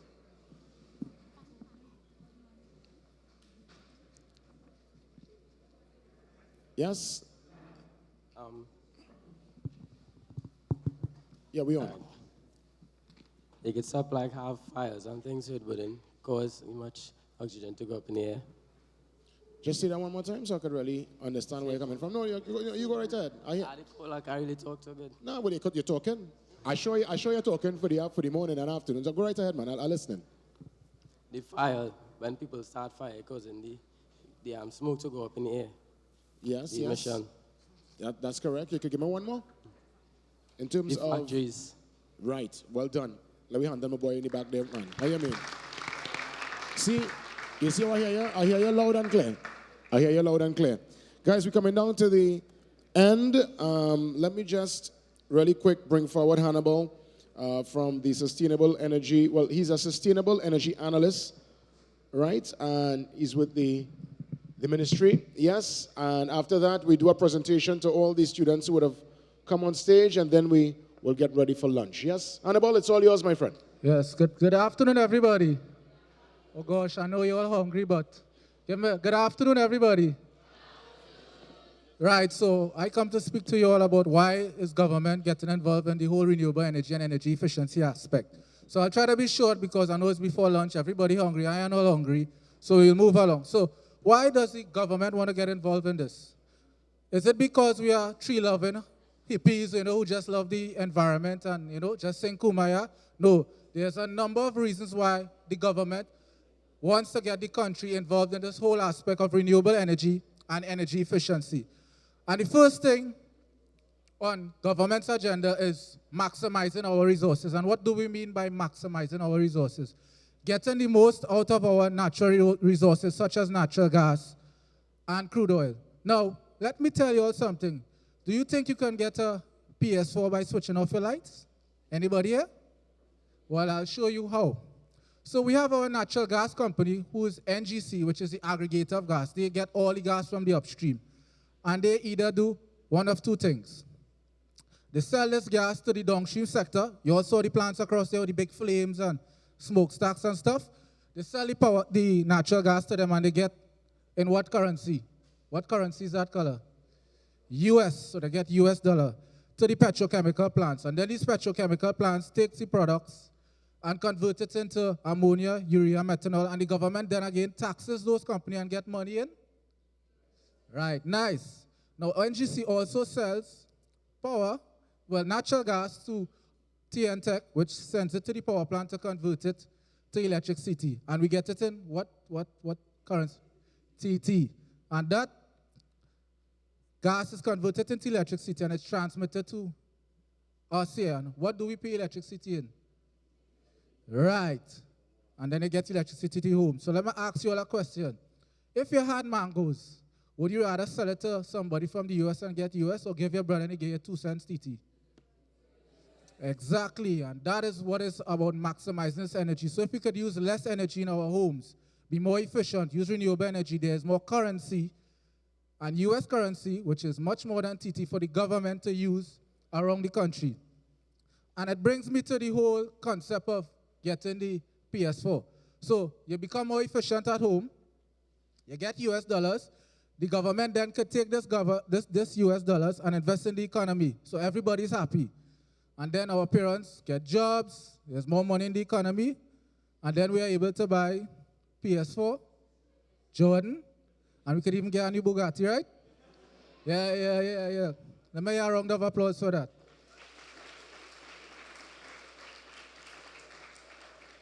The next issue is climate change, and it was elaborated throughout the entire day. The place getting very hot. I mean, by the time you walk out the house, your face greasy, you're sweating, you know. It's very hot, and a number of the presenters went through the reasons why the climate is changing. And here's a graph from the Japan Meteorological Society looking at the trends across the years in terms of temperature change. So you actually see there's an increase in temperature over the period. So it's real. So the hot sun you're feeling when you walk out there is climate change happening. So we as a country has to be responsible and do our part in terms of reducing our emissions. Economic development. Everybody want to work, right? How much of us want to be bums and stay home? Nobody. Great. So this provides a whole platform for jobs in renewable energy and energy efficiency. And some data from IRENA, which is the International Renewable Energy Agency, quoted that there are over 1.8 million jobs worldwide. So one of us could get a blight, right? So we can make some money, help develop the country, and create sustainable development. And this is an example of someone in Nigeria actually installing solar panels. So you see my brethren there, right? He looking fly, installing the solar panel, happy, and he's providing energy to those who don't usually have access to energy. And all these issues that we're looking at in renewable energy and trying to solve it falls under the Sustainable Development Goals, which was elaborated by United Nations. And I won't go through all because of time, and I know you all are hungry, but the work we are doing at the Ministry of Energy is part of a global movement in terms of making the world a more sustainable place so you could live comfortably, your children could live comfortably, and we don't live in a world of distress, too much poverty, hunger, and so forth. So it's all part of a global movement to create a sustainable world. So this is Port of Spain at night. Look at the buildings. Do you think anybody's working in those buildings? At night? How much of our parents actually work in Port of Spain? Not much. These buildings are empty. So it's just an example of where we waste energy, and this energy could be used to send to the plants next door to get US dollars. Cha-ching. So what I'm putting forward to you is part of government's initiative to change this mentality from leaving on all your lights, your fridge open, your air conditioners unit running when you're not using it, to a reality where we have nice beaches, clean air, solar panels, renewable energy. So my question to you is, do you prefer a society where the lights are on for the entire night, nobody's using it, and we're using up all our resources, or do you prefer a society where there's sustainable energy usage, jobs for everyone, and everyone is happy? Thank you very much, and enjoy your evening.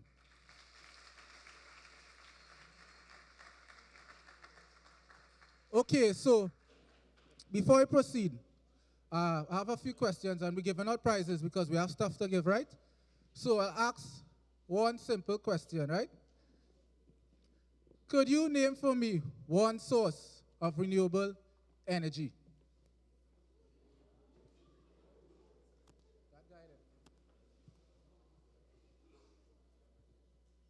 Solar energy. Quite correct. Give the man something, man. All right, so the questions are getting harder. Name one country in the Caribbean region which has the highest penetration of solar water heaters. The young lady right here. Barbados. Quite correct. See, real bright train here today. Wow. You know how much people in Trinidad and Tobago don't know that information, so stand up and take a bow. Yes, I admire it, because our youths are very knowledgeable. Oftentimes they say, well, youths know nothing, but clearly here today prove that you all have the power. You all know it. So I'll do one more question, and we'll wrap up the session. So finally, name a particular apparatus or technology that heats water using a natural source of energy.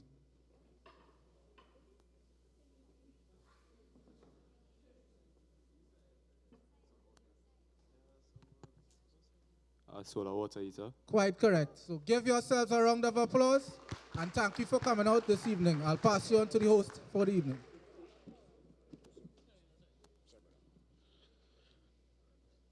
Yes, thanks a lot, man. That was, of course, again, real talk and what? Real time. So here's what's going to happen. I'm going to call forward every single student that came forward on stage to give us a presentation, from the Hillview squad to Anthony's, Diego, everybody who would have come forward for their presentation. My friend from Asja, yes. Just the presenters, those who performed. Yes, yeah, man. Right? All performers, all performers. Once you touch the stage this morning into the afternoon time, make your way up, man. We have a presentation and a token for you, for your effort. Thank you so much. And I want you, our fellow students, to really give these performers a top round of applause, man. Yes. All you step in.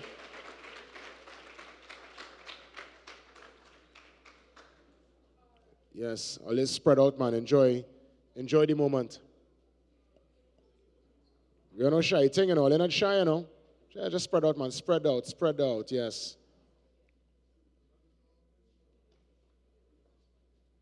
Fantastic. Yeah, man, everybody stay up, man. Just find a space. Bounce a little music now. Let me, give it a nice little energy, give it a nice little bounce. Yes. I mean, it's ministry energy, you know. We want to ensure that, yes, man, well done.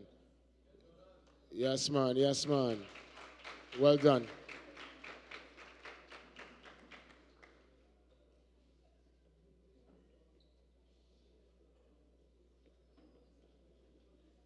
It's got a nice little bounce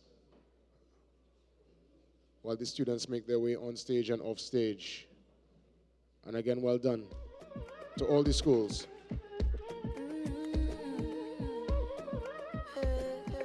So, of course, Hillview College, well done. Parvati Girls Hindu College, Asja. We give thanks to Barrackpore East. Whoop, whoop. Yeah. St. Anthony's, big up the Tigers. Oh, yes. Tabakit Secondary, well done. That's right. Diego Martin North. Massive contingent. Of course, Brazil Secondary would have been here in the audience too. Our friends from San Fernando West. And of course, Holy Cross from Arima. Up, is that Calvary Hill, fellas? Yes? Yes, man. Well done, students. Well done. We're getting ready for the vote of thanks to them. That's going to happen right after all the distribution of the tokens. Once that's concluded, we get ready for the vote of thanks. And let me ask Anita to just come join me. Be on standby. That's Anita Hankey, Senior Planning Officer in the Ministry of Energy and Energy Industries. Nice.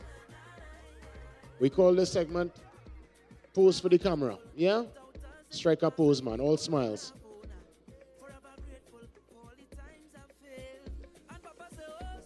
Let me see how they're looking there. Let me see from down here, from the vantage point in the audience. Yeah, man. Everybody looking nice, man. Everybody looking good. Right. Set up yourself. Spread out. Yeah, move a little bit to the left. Right. But this man real tall. You might have put him to the back. Yes. Yeah, you gotta put the Hillview man to the back. He real tall. But this man taller? Yeah, what's going on?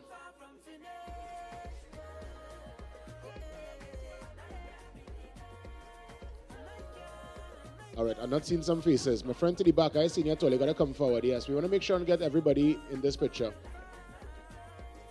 Just spread out a little bit. Jordan, boy, you disappear, boy. You gotta kind of... Jordan, pelt your frame a little more to your right. Jordan, pelt your frame to the right. Yes? Jordan, Jordan, Jordan, move your entire body to the, yes. He don't know slang. You know the slang. Right, good, nice. Right. Nice. Well done, guys. We want to make sure we get everybody in this picture. So on the count of three, we want bright smile, big smiles. 1, 2, 3. Just keep the smile, keep the smile. Keep the smile. We're practicing.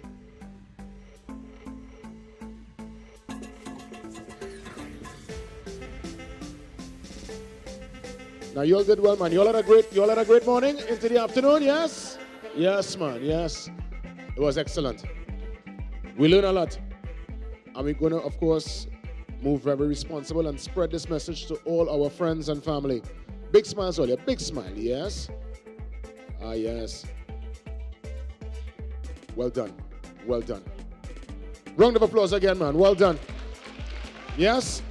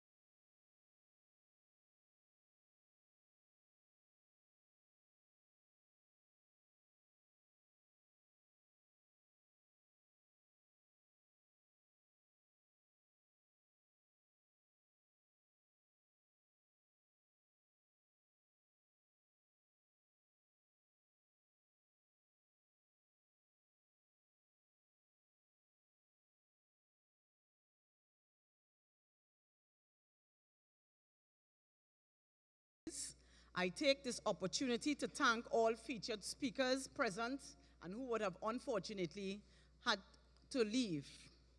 Our presenters and all stakeholders who demonstrated their appreciation and commitment for promoting renewable energy, energy efficiency, conservation, and climate change as an aspect of essentiality here in Trinidad and Tobago. At the onset, I would like to express my sincerest gratitude to our Deputy Permanent Secretary, Mr. Andre Lovo, for ensuring his time is spared to address this gathering here today, for that comprehensive overview of the various initiatives of the Ministry of Energy within the context of sustainability.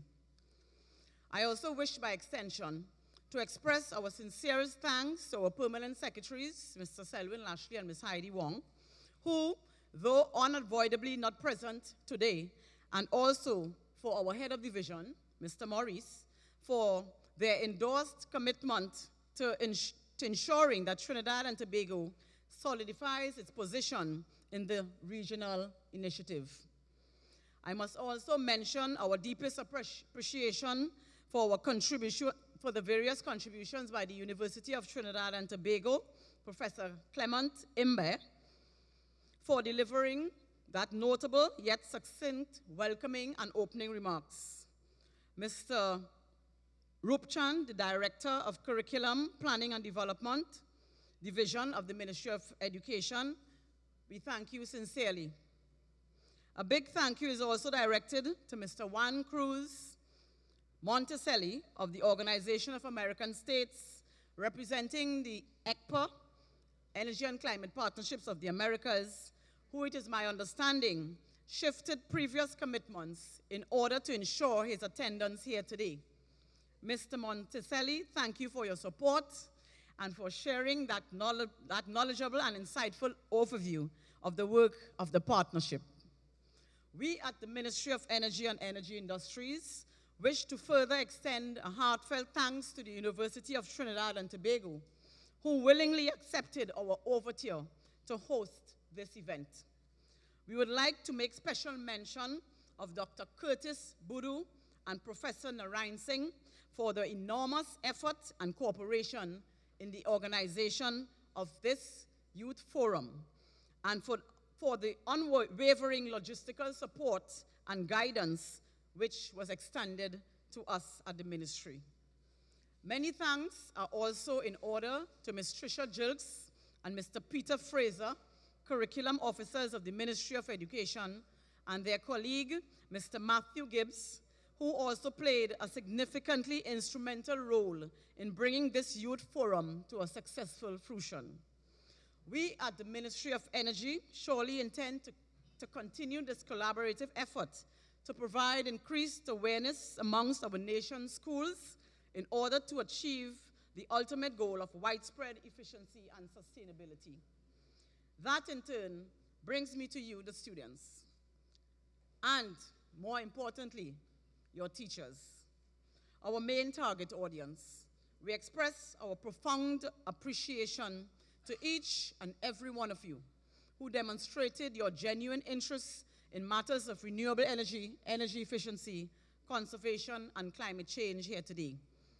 Hillview College, Parvati Girls College, Asja College, Girls College, Barakpur East Secondary, St. Anthony's College, Tabaquite Secondary, Diego Martin North Secondary. You students, as you would have heard several times, are the future of tomorrow. You are the ones who will be shaping our new economy. You will be the ones responsible for shaping, articulating, and championing innovative policies and legislation. Thank you for your enthusiastic participation, which I expect will be continued throughout the end of the program. To each representative who delivered presentations from the University of Trinidad and Tobago, Dr. Dan Pal and his team, Mr. Ellis Michel, Ms. Roberts and their partner, from the University of the West Indies, Ms. Tiffany White and Mr. Daniel Suknanan. Thank you, Dr. Harak Singh. I see you would have steered the course with us. Thank you for gracing us with your presence. Special thanks to you. We truly appreciate the time taken to share your ideas, your opinions, your perspectives, and your findings with us, thereby signaling your commitment to the cause. I trust that today marks the beginning and/or the continuation of further strides in your journey of being increasingly energy efficient. To our other major stakeholders who have set up booths outside, NESC, UNAT, EMA, NEHURST, and even our host, the University of Trinidad and Tobago, we thank you. To our edutainer, Ms. Deborah Millard, commonly and fondly known as Philo, we thank you.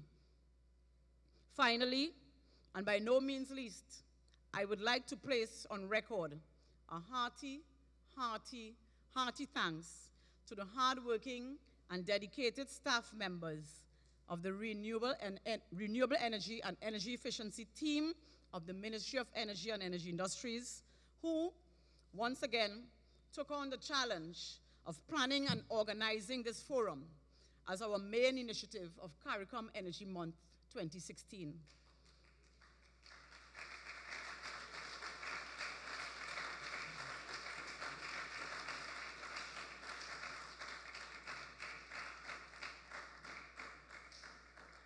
As I call your name, if you are not standing, stand tall. If you are standing, stand taller. If you are sitting, you can wave. I know we are good at that in Trinidad and Tobago. Mrs. Andra Francis Nicholas, and for her presentation as well, setting the context for today's proceedings, Andra Francis Nicholas.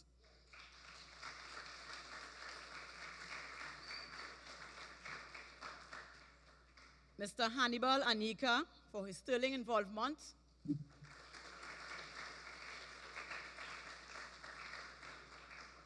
Ms. Zara Cielto Boring, to the back. Mr. Kiran Hardanan, the gentleman with the red tie. Ms. Rachel McKenzie with all the red, white, and black bags. Ms. Nika Carvello.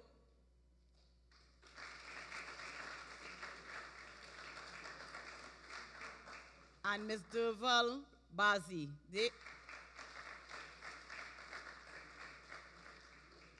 I am also very grateful to our communications unit, particularly our main photographer here today, Mr. Miguel Sibero.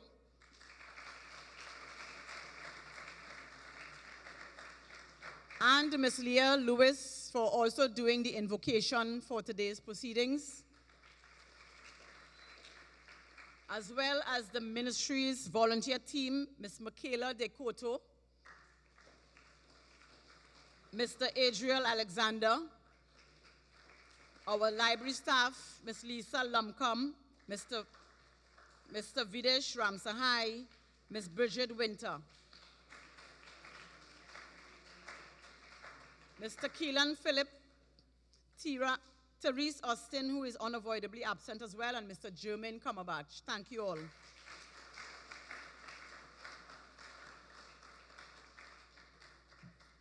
I would fail in my duty and responsibility here today if I do not convey also sincerest thanks to the media in taking coverage of today's CEM 2016 youth event, to our esteemed, vibrant, and versatile Master of Ceremonies, Mr. Jason Williams. Let's hear it for him.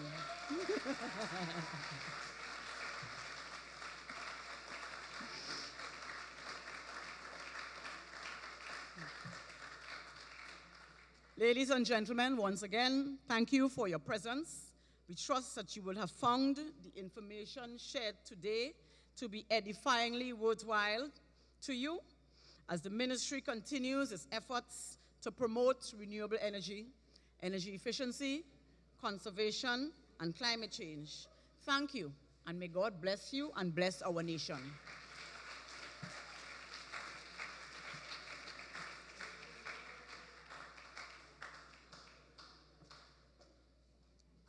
Thank you so much, Ms. Anita M. Hankey, Senior Planning Officer in the Ministry of Energy and Energy Industries. At this point in time, we invite students for lunch. Before that, though, let me just tell the teachers that we're going to give every single school a board game, so that is, of course, available outside. And after the lunch, feel free to interact with the various booths. We have games, lots of different presentations from all our partners. So by all means, enjoy the lunch, have a great one, and all the best, not only for 2017, but all the best for your future, because I know for those of you here with us today, it's going to be a bright one. And if you agree, make some noise, guys. Yes?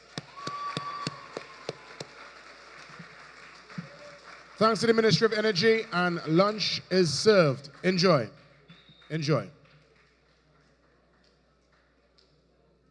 We'll take the rows, so to ensure, we just take folks to the back and just sort it out one time. And we can bounce some music too, because, we vibing. Yes.